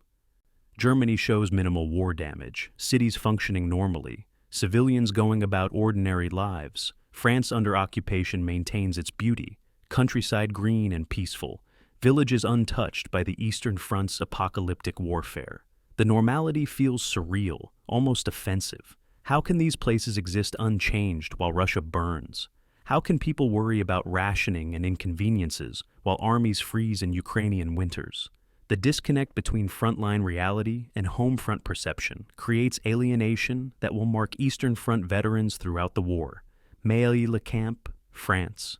The training grounds where the 9th Panzer Division will rebuild lie 150 kilometers southeast of Paris, a sprawling military reservation with barracks, ranges, and maintenance facilities that seem impossibly luxurious after Russian bunkers. The division arrives in late May to find preparations already underway. New equipment waits in vast motor pools. Panzer IV, AOSF, F2 tanks mounting the new long 75mm gun, Panzer III AOSF-J and L variants with upgraded armor, assault guns for infantry support. The vehicles gleam in the spring sunlight, factory fresh and mechanically perfect, such contrast to the battered Czech tanks the division abandoned in Russia. Backe walks among the new panzers, running his hand over armor plate, feeling the quality of German manufacturing, recognizing that these tanks represent what the division should have had from the beginning. The long 75mm gun can penetrate Soviet heavy tanks at combat ranges, can destroy T-34s before they close to effective range. This is the weapon needed for Eastern Front warfare. But the most profound change isn't equipment, it's personnel. The division receives 3,600 replacement soldiers in June and July. Young men mostly, 18 and 19 years old, fresh from training schools where they learn tank tactics from instructors who've never fought Soviet forces. They arrive enthusiastic as idealistic, believing propaganda about German superiority and inevitable victory.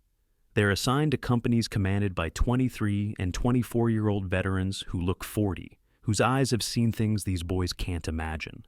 The integration is awkward, veterans unwilling to befriend replacements who will probably die within months. Replacements intimidated by veterans whose cynicism challenges everything they've been taught. Backe watches the dynamic and understands the division will never recapture its original cohesion. Too many founders are dead. Too much has changed. This is a different unit wearing the same designation. Training through the summer focuses obsessively on the lessons learned fighting Soviet forces. Anti-tank tactics receive priority. How to identify and engage Soviet heavy tanks. Where to aim for maximum effect. How to coordinate with artillery and air support when facing numerically superior enemies.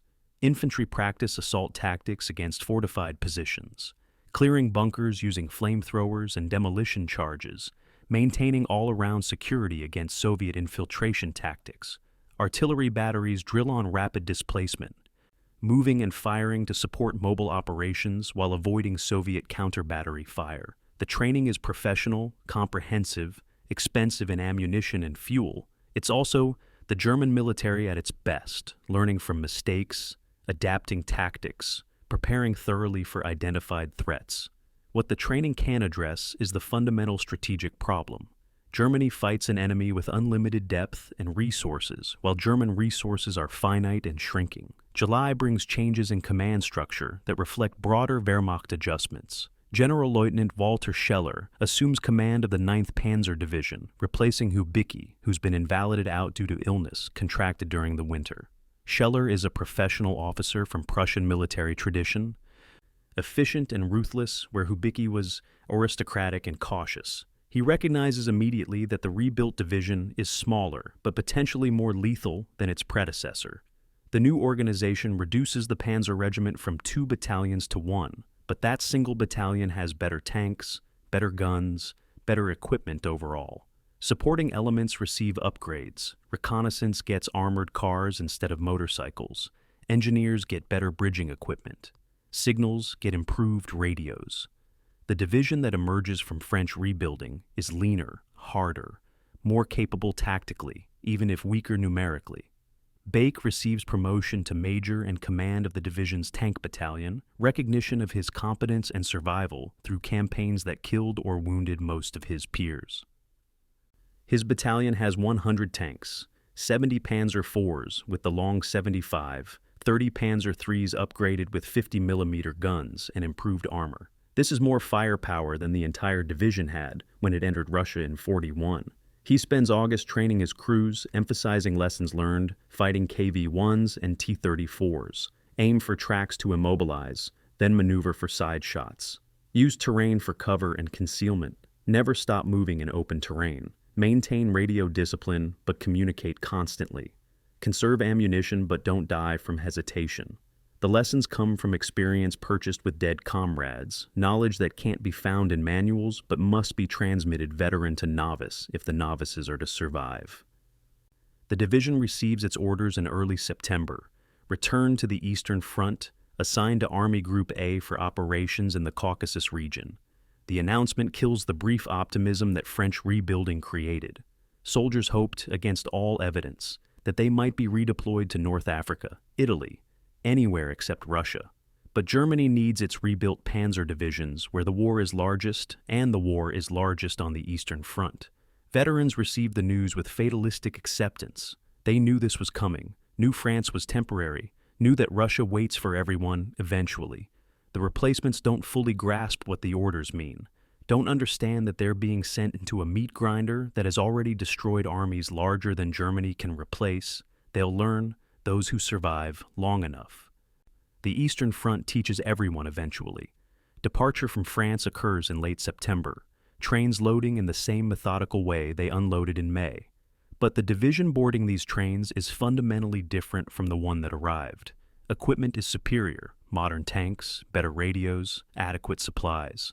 Personnel strength is nearly full at 9,800 men. Training is comprehensive and recently completed.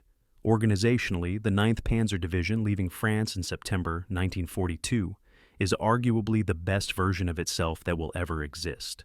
Tactically proficient, well-equipped, commanded by experienced leaders, supported by adequate logistics. They represent the Wehrmacht at its professional peak. Before Stalingrad and Kursk and the long defensive retreats that will characterize 43 and 44. If German panzer divisions could win the Eastern Front War, this version of the 9th Panzer could do it. But Beke, standing in his tank's turret as the train carries them east through Germany toward Poland and Russia beyond, knows that tactical excellence can't overcome strategic impossibility. The division is better equipped, better trained, better led than the one that crossed the Prut River 15 months ago. They're also going to lose because equipment and training can't compensate for the fundamental arithmetic. The Soviet Union is vast, its population enormous, its willingness to trade casualties for time inexhaustible. Germany must win quickly or not at all, and quick victory is already impossible. The rebuilt 9th Panzer Division rolls east toward the Caucasus carrying hopes it cannot achieve and doomed to repeat the cycle of advance, overextension, and retreat that defines German operations in the east. But for now, in late September 42, they have new tanks and old experience, determination, and desperation mixed together. They're going back to Russia, back to the war that consumed their division once and will consume it again. Back to battles they'll win tactically while losing strategically. Back to the only war that matters until it kills them all. October 12, 1942, 0700 hours. Lieutenant Hans Becker, promoted from driver to tank commander, watches the Caucasus Mountains rise from the steppe like a wall dividing earth and sky. The 9th Panzer Division crosses into the Caucasus region as part of Army Group A's drive toward Baku's oil fields, advancing through terrain that alternates between open plains and mountain foothills. The strategic objective is clear: capture the Soviet oil production that fuels the Red Army, deny that fuel to Soviet forces, secure it for German use. The orders speak of reaching Baku on the Caspian Sea, of cutting the Caucasus off from Soviet control, of winning the war through economic strangulation. Becker studies his maps and calculates distances with growing unease. Baku lies over 600 kilometers from their current position, through mountains, across rivers, against enemies who've had months to prepare defenses. Even if they reach the oil fields, holding them requires supply lines stretching across territory they can barely control. The mission is ambitious to the point of fantasy, but orders are orders, and panzer divisions advance until they can't. The first weeks of the Caucasus campaign feel like vindication of French rebuilding and new equipment. The division encounters Soviet forces deployed in defensive positions that German tactics systematically dismantle. On October 28th, Becker's company engages a Soviet tank battalion equipped with T-34s near the town of Alagir. The engagement demonstrates why Germany spent resources upgrading to Panzer IV AOSF F2s. His long 75mm gun reaches out to 1,500 meters, penetrating T-34 frontal armor with first-round hits, destroying Soviet tanks before they can close to their effective range. The battle lasts 40 minutes and ends with 14 T-34s burning against 3 German tanks damaged and 1 destroyed. This is the warfare German tank designers envisioned: technological superiority producing decisive tactical advantages, enemy armor destroyed efficiently and at distance. The division advances over 100 kilometers in the campaign's first 3 weeks, destroying approximately 140 Soviet tanks, suffering modest casualties. By early November, advanced elements reach within 70 kilometers of Grozny, close enough to see refinery fires on the horizon when weather is clear. But the operational situation deteriorates even as tactical successes accumulate. Supply lines from the division's depots now stretch over 600 kilometers through hostile territory and difficult terrain. Fuel deliveries, critical for mechanized operations, arrive sporadically and in quantities below requirements. The division receives 60% of its authorized fuel allocation in early November, forcing rationing that limits operations and reduces training. Ammunition resupply improves after terrible starts but remains unpredictable. Food reaches forward units inconsistently, soldiers supplementing rations with forage materials and captured Soviet stocks. Replacement parts for vehicles trickle forward in insufficient numbers, mechanics cannibalizing damaged tanks to keep others running. The 9th Panzer is fighting for oil while running out of fuel, advancing towards strategic objectives while its logistics collapse. The irony escapes no one. November 10th brings the moment that defines the campaign's futility. Reconnaissance elements reach high ground overlooking Grozny, approximately 50 kilometers from the city center, close enough to observe through binoculars the oil infrastructure that represents the operation's objective. They can see the refineries, storage tanks, pipelines, the economic prize Germany needs desperately. But they can also see Soviet defensive preparations, fortifications in the hills, artillery positions commanding approaches, troop concentrations that suggest multiple divisions defending the city. The reconnaissance reports back to Scheller with unwelcome truth. Capturing Grozny requires forces the 9th Panzer doesn't have, fighting through defenses their current strength can't overcome, sustaining operations with logistics that are already failing. The oil fields are visible but unreachable, tantalizingly close but impossibly distant. Germany's strategic goal in the Caucasus sits 50 kilometers away and might as well be on the moon. November 19th brings news that transforms everything. Soviet forces have launched massive counteroffensive at Stalingrad, 250 kilometers to the north. Operation Uranus, the Soviet encirclement of German's Sixth Army, achieves complete surprise despite intelligence warnings that were dismissed or ignored. Within 4 days, over 300,000 German and Axis soldiers are surrounded in Stalingrad, cut off from supply and reinforcement. The strategic implications hit Scheller like physical blow. Sixth Army was the northern anchor of Army Group A's Caucasus offensive, protecting the flank while panzer armies drove south toward the oil fields. With Sixth Army surrounded, Army Group A's entire northern flank is exposed, vulnerable to Soviet forces that can now wheel south and encircle the Caucasus formations just as they encircled Stalingrad. The orders come through within hours: suspend offensive operations, prepare for strategic withdrawal, avoid encirclement at all costs. The Caucasus campaign is over before achieving any significant objective. The withdrawal order on December 3rd transforms the 9th Panzer Division from spearhead to rear guard overnight. They must protect 1st Panzer Army's retreat from the Caucasus while preventing Soviet forces from cutting off the withdrawal route. The mission is thankless and dangerous. Fight delaying actions against pursuing enemies. Hold positions until the last possible moment. Trade space for time so other units can escape. Bake's battalion becomes the division's primary rearguard element, his tanks conducting a fighting retreat through the same terrain they conquered weeks earlier. Soviet forces pursue with increasing confidence, recognizing that Germans are retreating, sensing vulnerability.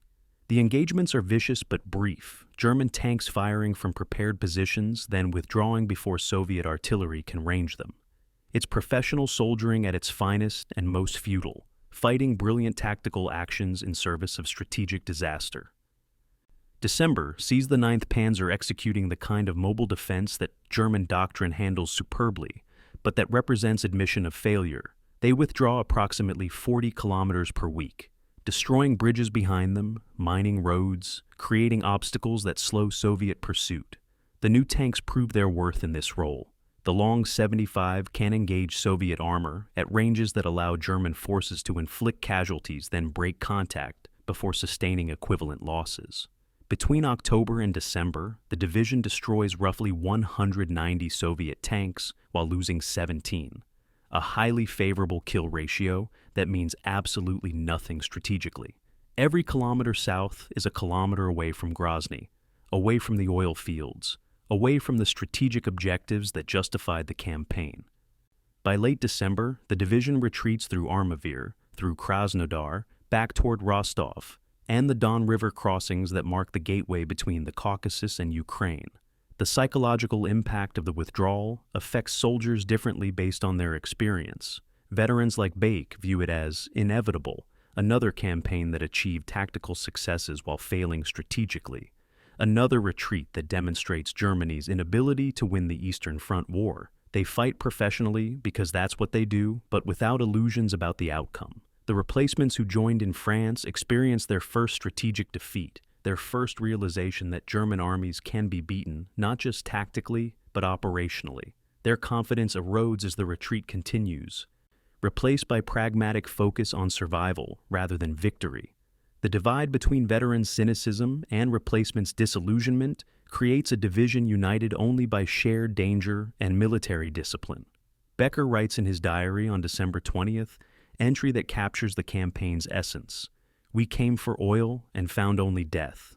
We advanced until logistics stopped us, fought until orders turned us around, retreated from objectives we could see but never touch. The Caucasus campaign accomplished nothing except proving we can't reach what we need to win. Stalingrad burns to the north. We retreat to the west.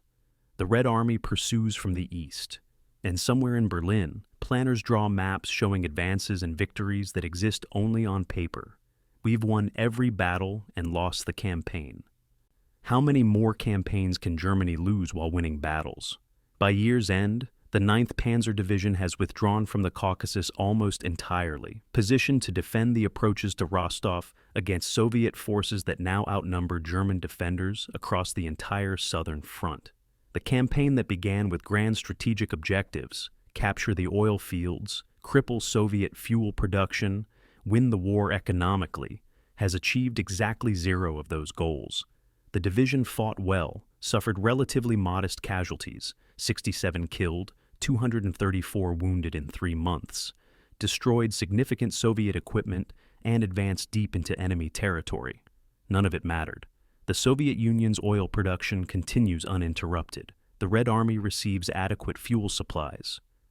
Germany's economic situation grows worse rather than better. The Caucasus campaign joins the long list of German operations that looked brilliant on maps, but failed when confronted with logistical reality, strategic depth, and Soviet resilience.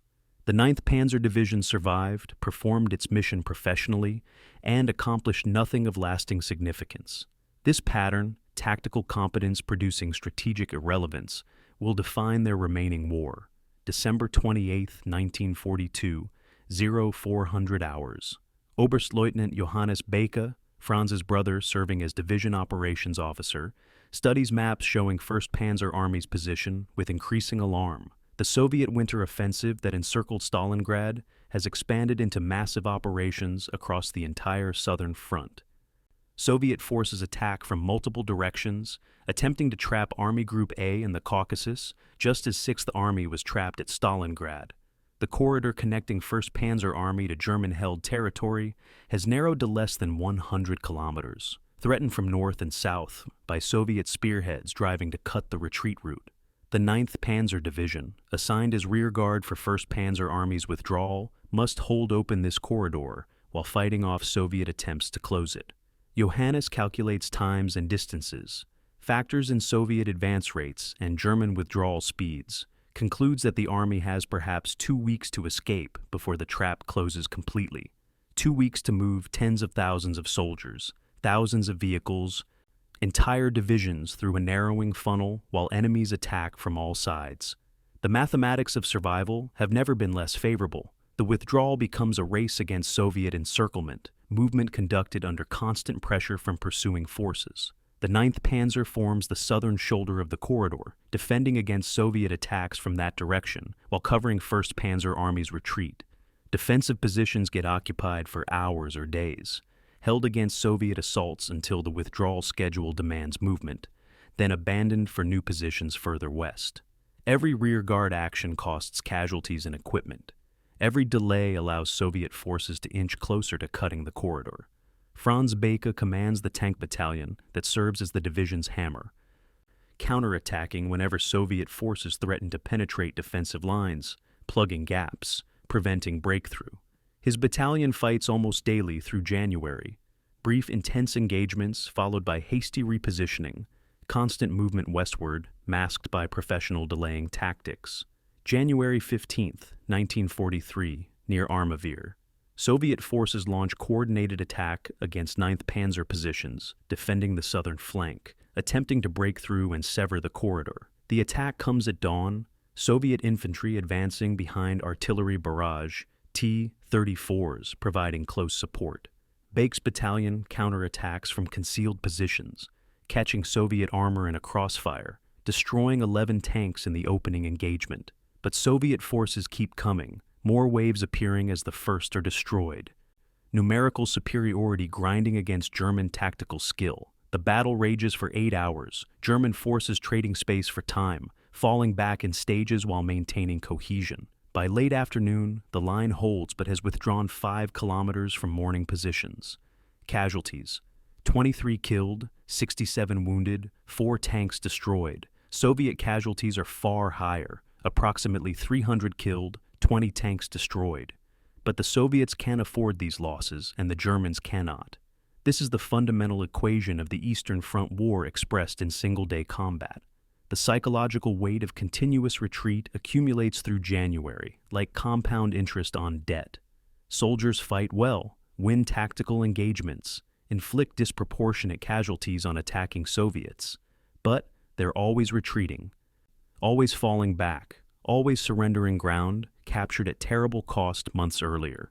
The retreat passes through villages the division liberated from Soviet control in autumn, towns where German occupation governments were established, territories that German propaganda proclaimed permanently integrated into the Reich.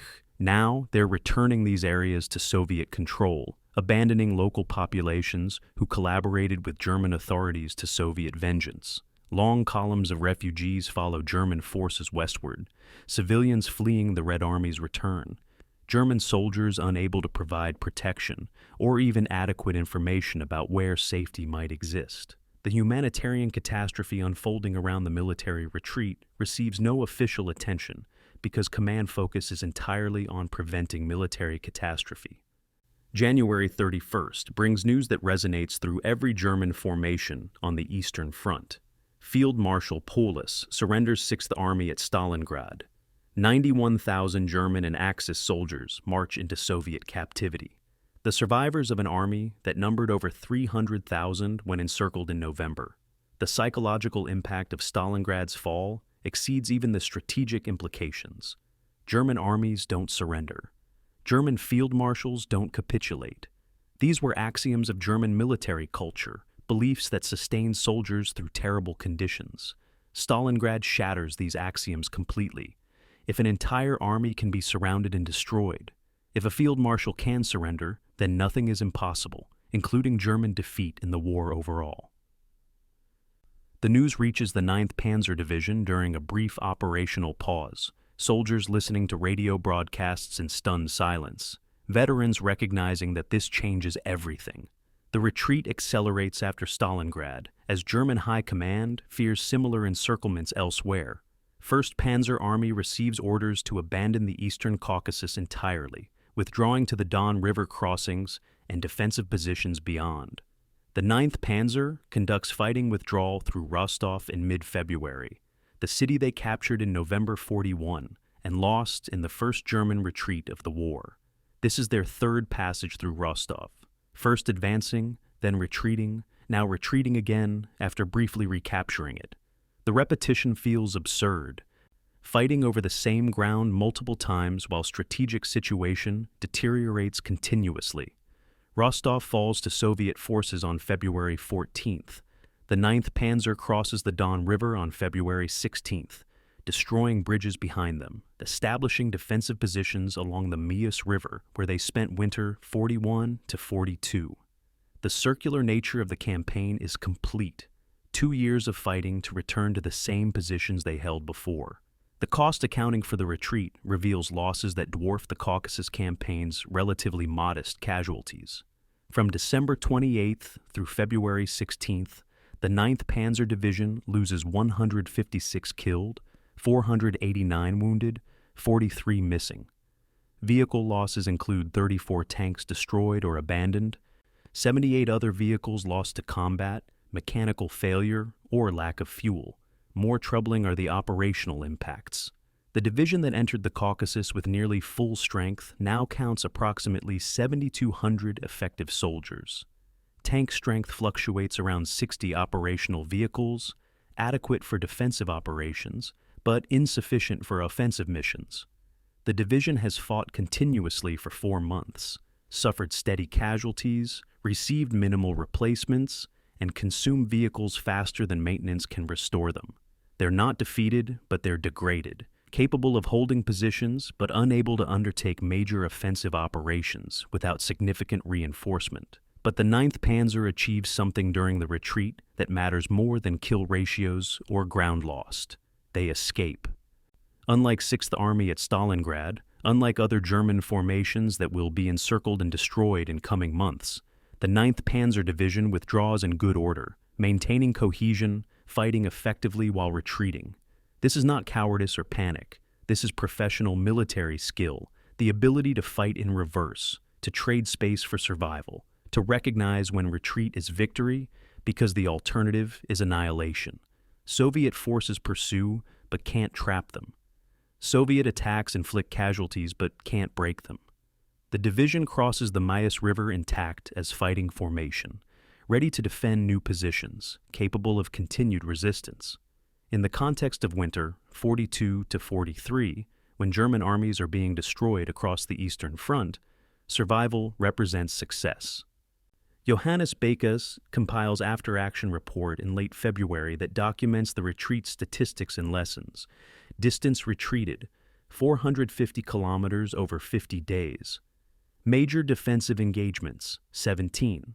Soviet forces engaged, elements of Soviet 44th and 58th Armies plus various independent formations. Soviet casualties inflicted, estimated 3,000 killed, approximately 190 tanks destroyed. German casualties, 388 total, including killed, wounded, and missing. The ratio suggests German tactical superiority remains intact despite strategic retreat. But Johannes includes paragraph that won't appear in official reports, observations shared only with his brother. We fight better than they do, kill more of them than they kill of us, maintain organization where they collapse into chaos. But we're retreating and they're advancing. We're shrinking and they're growing. Tactical superiority means nothing when strategic situation deteriorates continuously. How long can we trade lives at favorable ratios while losing ground? How many more retreats before there's nowhere left to retreat to? The 9th Panzer Division settles into defensive positions along the Meuse River in late February 1943, occupying the same terrain they defended in winter 41 to 42. They've survived the Caucasus Campaign and its aftermath, escaped encirclement that trapped 6th Army, withdrawn successfully while fighting skilled rearguard actions. They've also lost ground, surrendered territory, admitted inability to hold what they captured, and demonstrated that German forces can be pushed back by Soviet offensives.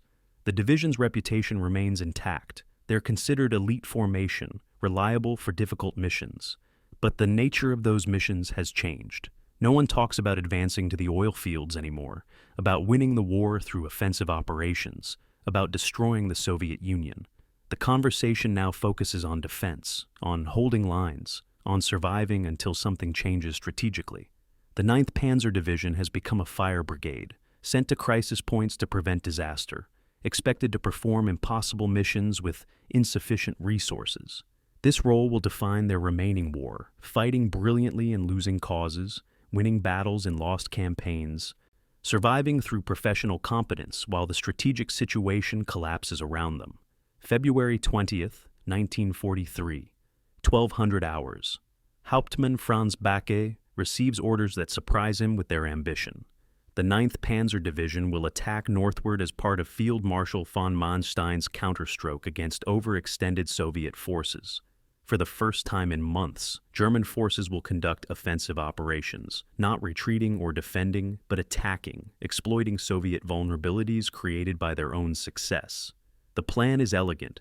Soviet forces pursuing German retreats have outrun their supply lines, creating exposed salients vulnerable to counterattack. German panzer divisions, concentrated in secrecy, will strike these salients from multiple directions, encircle Soviet spearheads, restore the front line. The operation's objective is Kharkov, Ukraine's second-largest city, which changed hands multiple times since 1941. Bake studies the orders with mixture of professional appreciation and personal unease. The tactical plan is sound, probably brilliant, but the division will fight alongside SS Panzer divisions, Das Reich, Leibstandarte Adolf Hitler, formations whose military competence is matched by their ideological extremism and war crimes. Victory achieved with such allies carries stains that won't wash away. The counteroffensive begins February 27th, with the 9th Panzer Division attacking as the southern pincer of Manstein's double envelopment. They strike Soviet 6th Army's exposed flank, achieving complete surprise. Soviet forces unprepared for German offensive operations after weeks of continuous German retreats. The first day's advance covers 35 kilometers, German tanks breaking through Soviet defensive positions that were oriented wrong direction, designed to stop German retreats, not German attacks.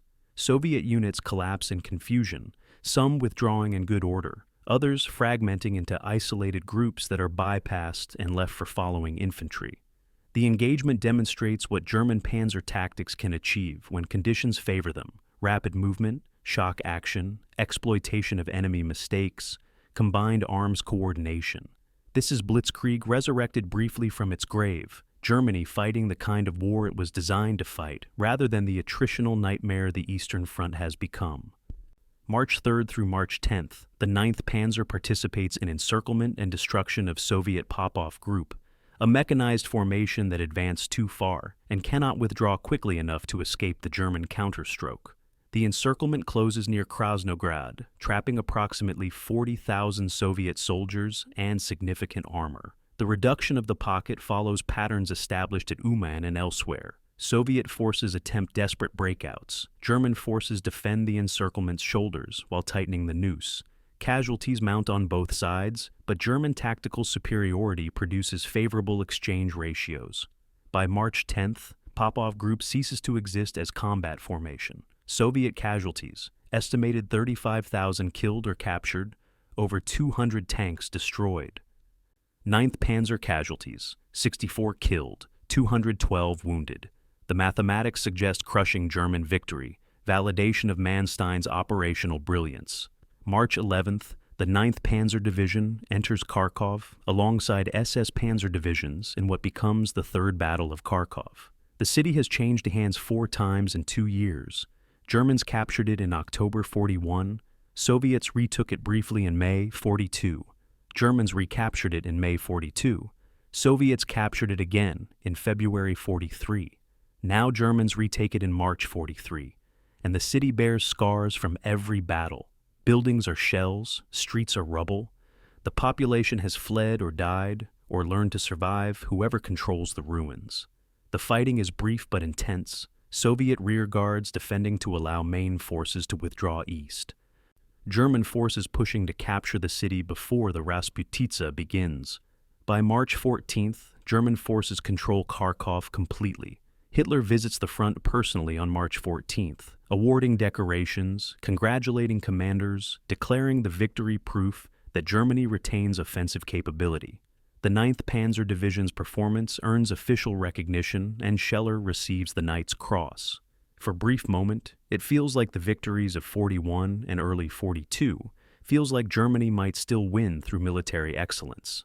But underneath the celebration, veterans recognize the victory's limitations. The Kharkov counteroffensive succeeded because Soviet forces overextended themselves, and because Manstein concentrated German panzer strength for single operation. The conditions that allowed success can't be replicated infinitely. Soviet losses, while significant, represent fraction of Red Army's total strength and will be replaced within months. German losses, though lower, represent irreplaceable vehicles and trained personnel. Most troubling is the company the 9th Panzer keeps during this victory. The SS divisions fighting alongside them implement policies that blur lines between military operations and genocide. Kharkov's recapture is accompanied by mass executions, collective punishments, systematic murder of Jews and suspected partisans. The 9th Panzer Division, traditional Wehrmacht formation with minimal ideological indoctrination, witnesses SS actions with mixture of horror, acceptance, and complicity.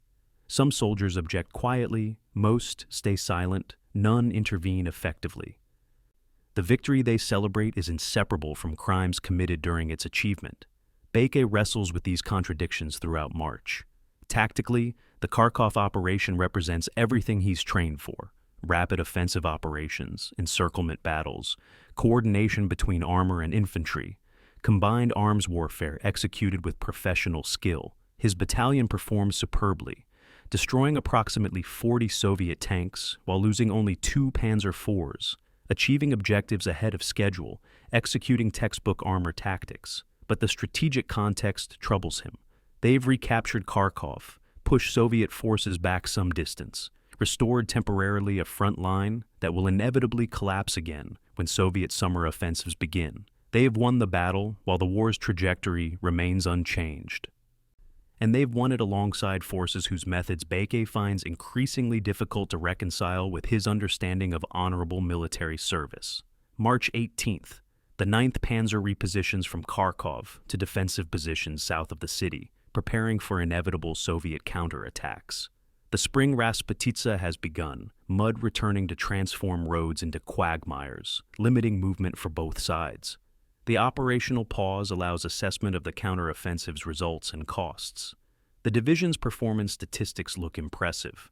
Approximately 190 Soviet tanks destroyed, several thousand enemy casualties inflicted, major city captured, significant territory retaken. Division losses: 89 killed, 378 wounded. Acceptable casualties for the scale of operation. Tank strength remains adequate with 73 operational Panzer IVs and 26 Panzer IIIs. The 9th Panzer Division has proven it remains elite formation, capable of offensive operations when properly employed. High Command notes this, marking the division for future difficult missions, assignments that will consume what remains of this formation over the next 2 years. The last German offensive victory of significant scale on the Eastern Front concludes in late March 43 with both sides preparing for summer campaigns. German forces have demonstrated they can still attack successfully under favorable conditions, can still outfight Soviet forces tactically, can still produce operational victories through superior tactics and leadership. But they have also demonstrated that such victories change nothing strategically, that Soviet losses are replaced while German losses accumulate, that every offensive consumes strength Germany needs for defense. The 9th Panzer Division stands in defensive positions south of Kharkov as March ends, victorious and exhausted, celebrated and uneasy, aware that the next operation is likely already being planned and that it will demand even more than this one did. Becker writes in his diary on March 22nd, "We've won at Kharkov. The victory feels hollow like all our victories now. We've recaptured a ruined city we'll probably lose again, killed Soviet soldiers who will be replaced within weeks, advanced into territory we can't hold indefinitely. The SS divisions celebrate by murdering civilians. We celebrate by trying not to think about what we've become.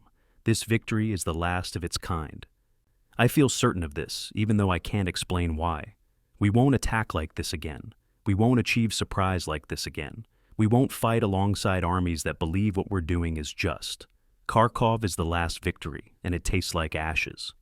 The Third Battle of Kharkov enters history as tactical masterpiece, Manstein's counterstroke studied in military academies, as example of brilliant operational art. For the 9th Panzer Division, it represents something else, the final proof that tactical excellence cannot overcome strategic mathematics, that winning battles means nothing when you're losing the war.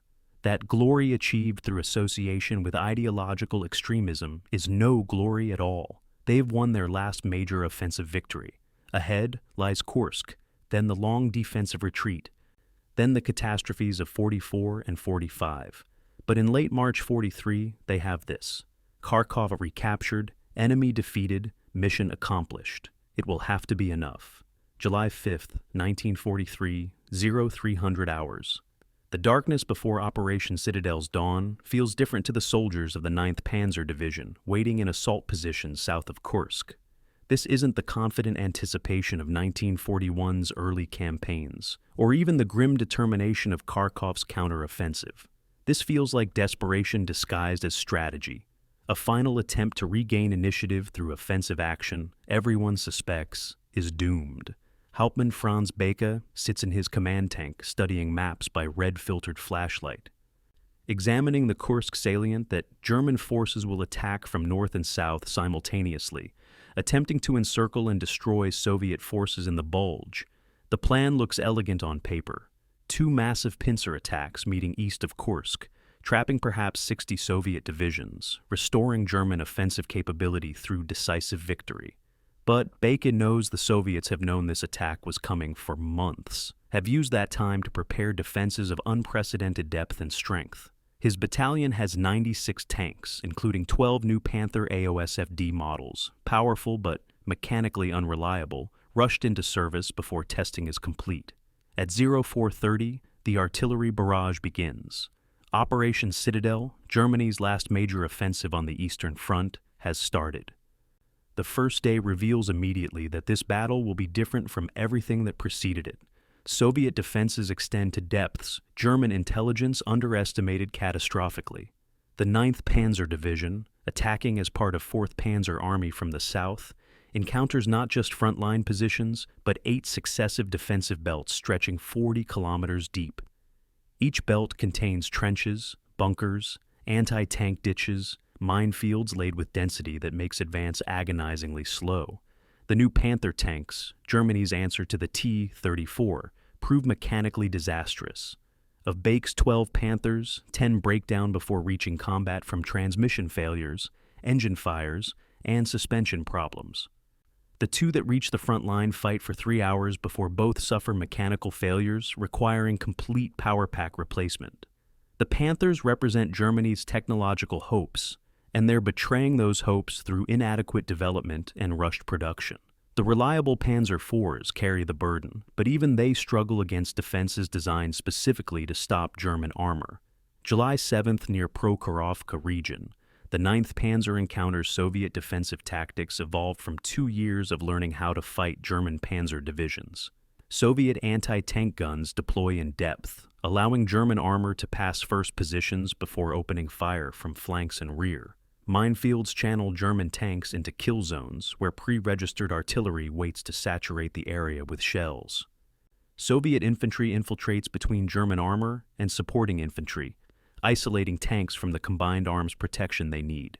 T-34s don't engage German tanks at range where German superiority in optics and gunnery matters. Instead, they attack from short range using terrain and smoke for concealment, engaging at distances where their guns can penetrate German armor. The fighting becomes a attritional nightmare, German forces grinding forward meters at a time, each advance purchased with casualties and destroyed vehicles. Bake's battalion loses 6 tanks on July 7th alone, 3 to mines, 2 to anti-tank guns, 1 to close-range T-34 ambush. They advance 4 kilometers, meaning each kilometer costs 1.5 tanks. The mathematics of attrition favor the Soviets absolutely.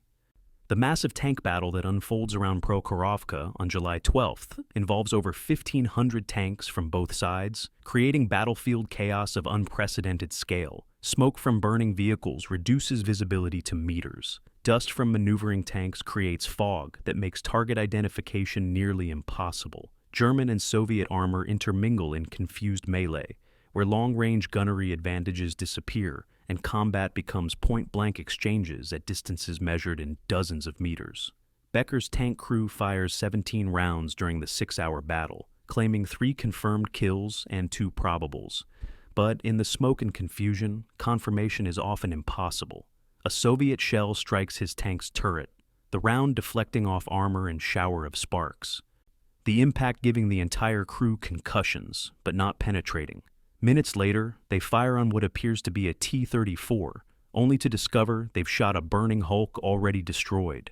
The battle rages without clear objective beyond mutual destruction, both sides feeding tanks into the meat grinder until exhaustion or ammunition shortage forces disengagement. July 13th, 9 days into Operation Citadel, Hitler cancels the offensive. Official reason: Allied invasion of Sicily requires transfer of German forces to Italy. Actual reason: the offensive has failed. German forces have penetrated only 12 to 15 kilometers into defenses that extend 40 kilometers or more. Casualty rates are unsustainable, and Soviet reserves appear unlimited. The 9th Panzer Division's experience exemplifies the operation's futility. Tank strength on July 5th, 96 operational tanks. Tank strength on July the 13th, 60 tanks operational, 36 destroyed or requiring major repairs. Personnel casualties: 178 killed, 567 wounded, 23 missing. Advance achieved: maximum penetration of 12 kilometers, subsequently withdrawn from. The division has lost over a third of its strength in 9 days to achieve nothing of strategic value. Kursk breaks German offensive capability on the Eastern Front permanently and irrevocably. But the catastrophe extends beyond statistics. The Panther tanks that were supposed to restore German technological supremacy have proven unreliable disasters. Of the 12 Panthers assigned to Bake's battalion, none remain operational by July 13th. Engines have caught fire. Transmissions have disintegrated. Final drives have failed. Suspension components have broken. The Panthers are withdrawn for extensive mechanical rebuilding, leaving the division without the armor that was supposed to offset Soviet numerical advantages. The Tiger tanks also deployed at Kursk perform better mechanically, but consume fuel at rates logistics cannot sustain. Germany's technological response to Soviet quantitative superiority has failed because technology requires industrial capacity and resources Germany no longer possesses. The illusion of German technological invincibility shatters at Kursk as completely as the illusion of German tactical invincibility shattered at Stalingrad. July 17th, Soviet counteroffensives begin across the entire front. The Red Army doesn't wait for German forces to recover or reposition.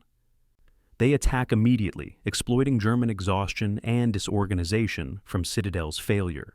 The 9th Panzer Division, still in position south of Kursk, shifts instantly from failed offensive to desperate defense. Soviet attacks come in waves, artillery barrages followed by tank and infantry assaults, continuous pressure that allows no rest or recovery. The division's depleted strength means every position is thinly held. Every breakthrough threatens catastrophic penetration. Bake's battalion finds itself committed to counterattack operations almost daily, plugging gaps in defensive lines, preventing Soviet exploitation of tactical successes. The operational tempo approaches that of the worst periods in 41 and 42, but now the division fights without the illusions that sustained them then. They're not winning. They're not even holding. They're delaying, trading casualties for time, hoping that something, strategic changes, diplomatic interventions, miracles, will alter the fundamental trajectory of the war. August brings no relief, only continuation of Soviet offensives that push German forces back across Ukraine. The 9th Panzer conducts fighting withdrawal through the same territory they advanced across in 41 and 42, retreating through battlefields where they fought before, past mass graves of men they left behind. The retreat is professional, organized, effective in preventing encirclement, but it's still retreat, still acknowledgement that German forces can no longer hold what they captured. Cities and towns change hands again. Kharkov falls to Soviet forces in August for the fourth and final time. Belgorod, Orel, Bryansk, names that meant something when Germans advanced past them, now mark waypoints in retreat. By September, the front line has shifted west over 200 kilometers from its position when Kursk began.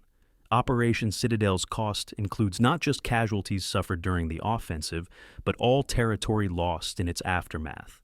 The division's strength on September 1st reveals Kursk's comprehensive destruction of German combat power. Personnel, approximately 6,000 effectives from 9,800 authorized, representing nearly 40% casualties since July 5th. Tank strength, 43 operational tanks, a reduction of over 50%. Artillery, 6 batteries, operational from 12 authorized. The 9th Panzer Division remains designated as Panzer Division, but resembles reinforced infantry regiment with limited armor support. High Command issues orders for the division to continue defensive operations, to hold positions, to prevent Soviet breakthroughs, but these orders ignore reality that the division can barely defend itself, let alone prevent enemy advances. Scheller's situation reports grow increasingly desperate in tone, requesting reinforcements that don't come, replacements that don't arrive, equipment that doesn't exist. The division is being consumed faster than Germany can rebuild it. Beke writes operational assessment in late August that he shares only with division staff, document that amounts to professional obituary for German offensive capability. Kursk killed the Wehrmacht's ability to attack. We can defend, sometimes skillfully, but we can no longer mass forces for offensive operations that achieve strategic objectives. Every attack we mount consumes strength we cannot replace, while Soviet strength grows continuously. The enemy learns from mistakes, improves tactics, develops equipment, trains competent leadership. We stagnate or decline in all these areas. Kursk was supposed to restore initiative through decisive victory. Instead, it proved decisively that we cannot achieve decisive victories anymore. The mathematics of attrition favor the enemy absolutely. We can win every tactical engagement and still lose because winning costs resources we don't have, while Soviet losses don't matter to their overall strength. The 9th Panzer Division settles into defensive positions in eastern Ukraine in September 1943, manning lines that will be tested, penetrated, and abandoned in coming months. Kursk marks the division's transformation from elite strike force to emergency reserve, from formation capable of offensive operations to unit struggling to conduct effective defense. The soldiers who survive Kursk carry knowledge that victory is impossible, that the war is lost even if fighting continues for months or years, that their survival depends on luck, skill, and whether Soviet forces choose to attack their sector or someone else's. They've fought their last offensive battle. Ahead lies only retreat, defense, delay, and ultimate destruction. But for now, in September 43, they hold positions and wait for orders and try not to think about how many battles remain between today and whatever ending awaits. Kursk has broken them without destroying them completely. The final destruction will take 2 more years and consume what remains of this division in fire that burns from Ukraine to Hungary to Germany itself. August 15th, 1943, 0900 hours. Obergefreiter Klaus Richter, replacement soldier who joined the 9th Panzer Division in June after training at Grafenwöhr, watches veteran NCOs prepare defensive positions with efficiency that suggests vast experience in retreat. They choose positions with clear fields of fire and covered withdrawal routes, dig fighting positions deep enough for protection but shallow enough for quick abandonment, cache ammunition in amounts sufficient for brief engagement, but not so much that withdrawal means abandoning valuable supplies.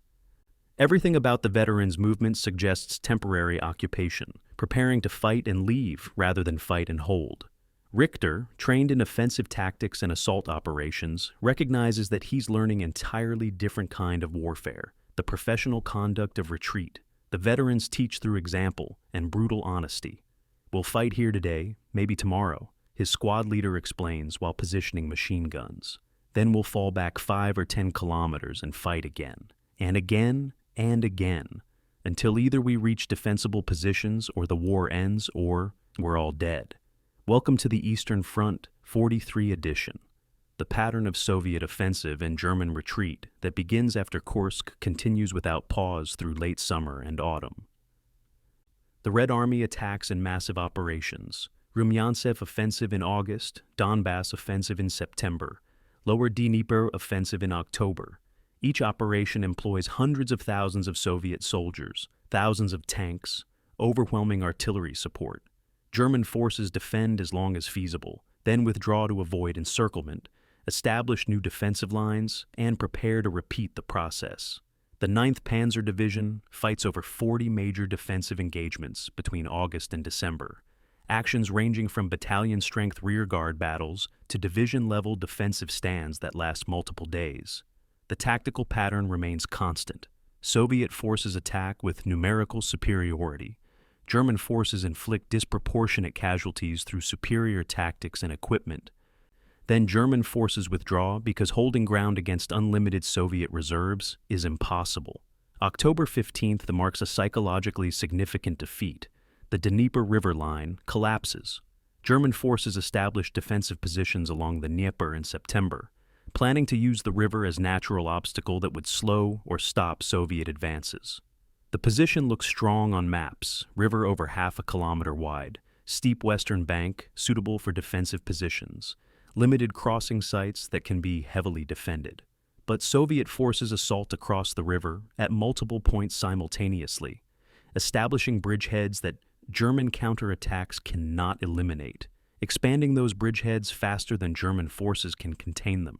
By late October, the Dnieper defense has failed completely.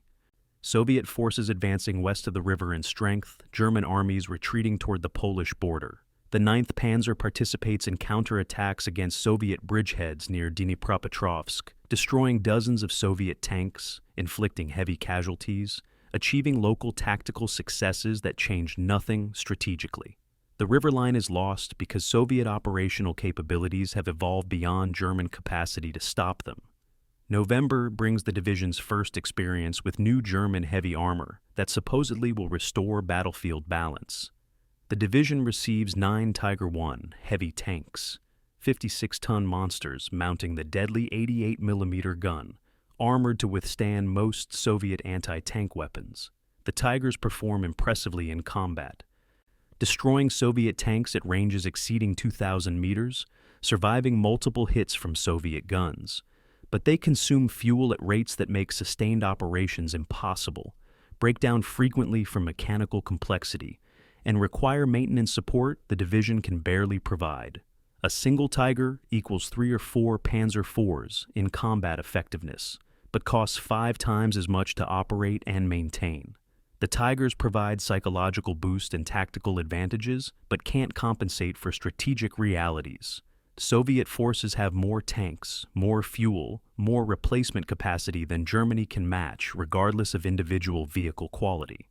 December brings battles around Kiev, Ukraine's capital, and a city of immense strategic and political significance. Soviet forces capture Kiev in early November. German forces counterattack to recapture it in mid-November. Soviet forces attack again in late November and early December, threatening to encircle German units still holding portions of the city. The 9th Panzer Division participates in covering withdrawal from Kiev, fighting rearguard actions that allow German infantry divisions to escape encirclement. The fighting for Kiev costs the division another 73 killed, 189 wounded, and 12 tanks. Kiev falls definitively to Soviet control on December 6th. The cycle of advance, capture, loss, retreat that characterized operations around Rostov and Kharkov now applies to Ukraine's major cities.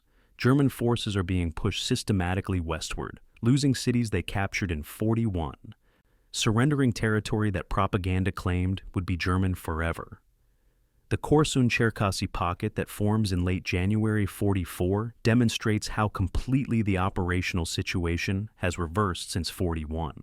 German forces, not Soviet, are encircled. 2 German corps, approximately 60,000 men, are surrounded by Soviet forces south of Kiev in the same kind of encirclement operation German Panzer Divisions conducted against Soviet forces in 41 and 42.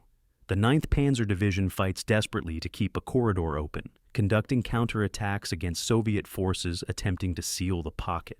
Franz Becke commands the armored spearhead that breaks through Soviet lines on February 16th, creating narrow corridor through which approximately 35,000 German soldiers escape.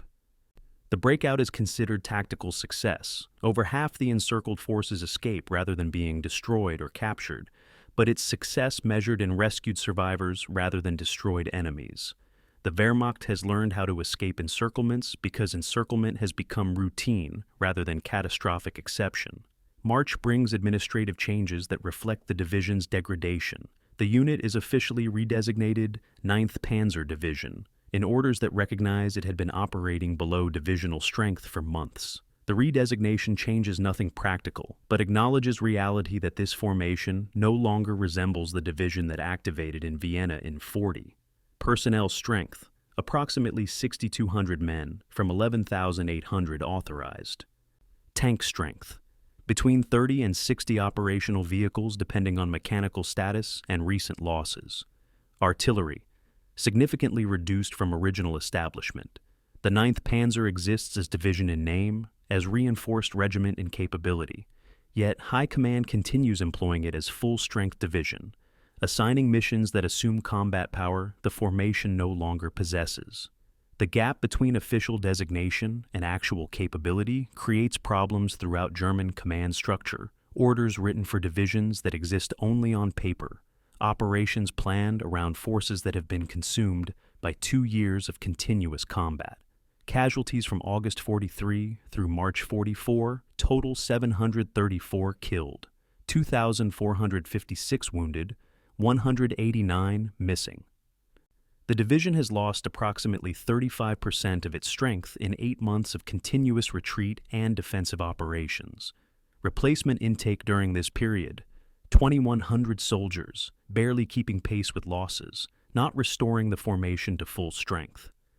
The replacements arrive younger and less trained than previous drafts, 18 and 19-year-olds with abbreviated training, barely capable of operating equipment before being thrown into combat. The gap between veteran survivors and inexperienced replacements creates a 2-tier system, a small core of combat-experienced leaders and soldiers surrounded by masses of barely trained personnel who learn through survival or don't learn at all. Bake estimates that 80% of the soldiers who crossed the Prut River in June 41 are dead, wounded out, or transferred. The division has been reconstituted multiple times while maintaining nominal continuity. Richter survives his first 8 months with the division through combination of luck, cautious competence, and proximity to veteran NCOs who keep him alive through mentorship. He learns lessons that training never taught: trust veterans' instincts over officers' orders, dig fighting positions deeper than regulations require, never stay in positions after receiving withdrawal orders, sleep with boots on, because retreat orders come without warning. He learns to identify Soviet artillery types by sound, to distinguish T-34 engine notes from German tank engines at distance, to recognize when Soviet attacks are diversions versus main efforts. He learns that courage without tactical intelligence gets you killed quickly, that heroism is often indistinguishable from stupidity, that survival requires accepting that retreat is not cowardice when encirclement is the alternative. By March 44, Richter has transformed from replacement to veteran, his face acquiring the same exhausted emptiness that characterized the veterans who terrified him in August. The 9th Panzer Division's reputation evolves during the endless retreat from elite strike force to reliable fire brigade. High command increasingly employs the division in crisis situations, plug gaps in defensive lines, counterattack Soviet breakthroughs, cover withdrawals of less capable formations. The division responds professionally, executes difficult missions, prevents local catastrophes. But each mission consumes strength that can't be fully restored. Each success costs casualties that are irreplaceable. Each crisis resolved leads to another crisis requiring the division's commitment. They're being used to death, employed continuously because they remain competent, their competence ensuring they receive the most difficult and costly assignments. The cycle becomes self-reinforcing. The division fights well, therefore gets harder missions, which consume their strength, requiring them to fight harder to achieve results with fewer resources, which impresses commanders who assign even harder missions. December 31st, 1943, Becker writes year-end assessment in his diary. 43 ends with us 600 kilometers west of where it began. We've fought 40-plus major engagements, lost over half our strength, retreated continuously, and achieved nothing except survival. The war's trajectory is obvious to anyone willing to see it. We lose ground every month. We shrink every month. The enemy grows stronger every month. Tactical competence can't overcome strategic mathematics. Courage can't stop unlimited enemy reserves. Professionalism can't compensate for insufficient numbers. We'll retreat into 44 and continue retreating until there's nowhere left to retreat to, fighting well while losing continuously, winning battles in a war we've already lost. This is the endless retreat, and it ends only when the war ends or when we're all dead. I no longer know which outcome I prefer. The year 1943 concludes with the 9th Panzer Division positioned in western Ukraine, defending lines that will collapse in weeks. Preparing for offensive operations they lack strength to conduct, waiting for spring and the massive Soviet offensives everyone knows are coming. They've retreated approximately 600 kilometers in 12 months, fought more often than any comparable period in their history, suffered catastrophic casualties, and demonstrated that skill without resources equals nothing strategically. The division that will fight through 44 and into 45 is barely recognizable as the formation that captured Rostov or advanced to the Sea of Azov. Ahead lies Romania, the final catastrophe that will nearly destroy the division completely, then reformation and last battles in Hungary and Germany. But for now, on the last day of 43, they hold positions in Ukraine and wait for the next crisis and hope that survival remains possible a little longer. May 7th, 1944, 1100 hours. Hauptmann Franz Baker, now commanding the 90th Panzer Division's remaining armor after Scheller's promotion to Corps Command, watches his battalion detrain in Romania with profound unease. The division has been transferred from Ukraine to Romania to shore up crumbling defenses along the Prut River, the same river they crossed enthusiastically in June 41. 36 months later, they returned to defend against Soviet forces advancing toward the Balkans and Germany beyond. Romania, Germany's primary source of oil and a critical ally, faces Soviet offensive operations that threaten to collapse the entire southern front. The 9th Panzer arrives with approximately 9,000 men and 53 operational tanks, substantially stronger than their depleted state in March, but still below authorized strength. They are ordered to stabilize Romanian defenses, coordinate with Romanian army units, and prevent Soviet breakthrough toward the Ploiești oil fields. Bake surveys his Romanian allies during initial planning conferences and recognizes immediately that these are not reliable partners, but potential liabilities whose commitment to continued war is questionable at best. The summer of '44 passes in relative operational quiet. German and Soviet forces both preparing for decisive operations expected in August. The 9th Panzer uses this time for training, equipment maintenance, and integration of replacement personnel. The replacements arriving now are qualitatively worse than any previous drafts. Older men recalled from reserve, young teenagers pulled from Hitler Youth, convalescents returned to service before fully healed, Luftwaffe and Kriegsmarine personnel transferred to Army with minimal retraining. Some replacements have never served in combat arms, clerks and technicians and specialists suddenly carrying rifles they barely know how to operate. Bake implements intensive training programs but recognizes that months would be needed to bring these soldiers to acceptable standards, and he has only weeks. The division's nominal strength of 9,000 disguises reality that perhaps 4,000 are genuinely combat-effective soldiers. August 20th, 1944, 0500 hours. The Jassy-Kishinev offensive begins with Soviet artillery barrage that announces the largest operation on the southern front since Stalingrad. Soviet 2nd and 3rd Ukrainian fronts, totaling 90 divisions and over 1,800,000 men, attack German and Romanian defensive positions from multiple directions simultaneously. The scale overwhelms German defensive planning immediately. Soviet forces employ tactics refined through 3 years of fighting German armies. Massive artillery preparations, combined armor and infantry assaults, deep operational penetrations, exploiting success rather than battering against strength. The 9th Panzer Division finds itself committed to counterattacks within hours, attempting to stop Soviet breakthroughs that threaten to encircle entire Romanian armies. But the counterattacks achieve only local, temporary successes because Soviet forces simply bypass German strongpoints, driving deep into Romanian rear areas, creating chaos that prevents coordinated German response. August 23rd brings catastrophe that dooms any possibility of successful defense. King Michael of Romania orders Romanian forces to cease hostilities against Soviet Union and declares war on Germany. 23 Romanian divisions, approximately 400,000 soldiers, switch sides mid-battle. Some Romanian units turn on German forces immediately, attacking their former allies with enthusiasm that suggests long-suppressed resentment. Other Romanian units simply dissolve, soldiers returning home or surrendering to Soviets. The German defensive positions in Romania, planned around Romanian divisions holding major sectors, collapse instantaneously. The 9th Panzer Division, positioned to support Romanian forces that no longer exist, suddenly finds itself surrounded by enemies on all sides. Soviet forces attacking from the east, Romanian forces blocking retreat to the west, other Soviet forces driving from the south to seal encirclement. The battle for survival that follows August 23rd exemplifies the catastrophic operational situation German forces face. The 9th Panzer attempts to withdraw westward toward Hungary, through territory nominally controlled by Romanian forces who are now enemies.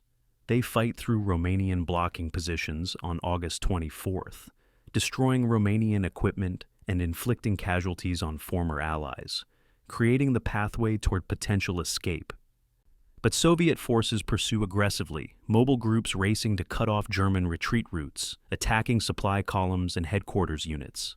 The division's withdrawal becomes fighting breakout from encirclement, every kilometer requiring combat, casualties mounting from all directions. Bake's armored battalion serves as rear guard, covering the division's retreat, staying in contact with pursuing Soviet forces to prevent them from overtaking the main body. August 25th, near Focșani, the division fights its most desperate action of the Romanian campaign. Soviet mechanized forces have overtaken the division's main body, blocking the road west, creating the encirclement that German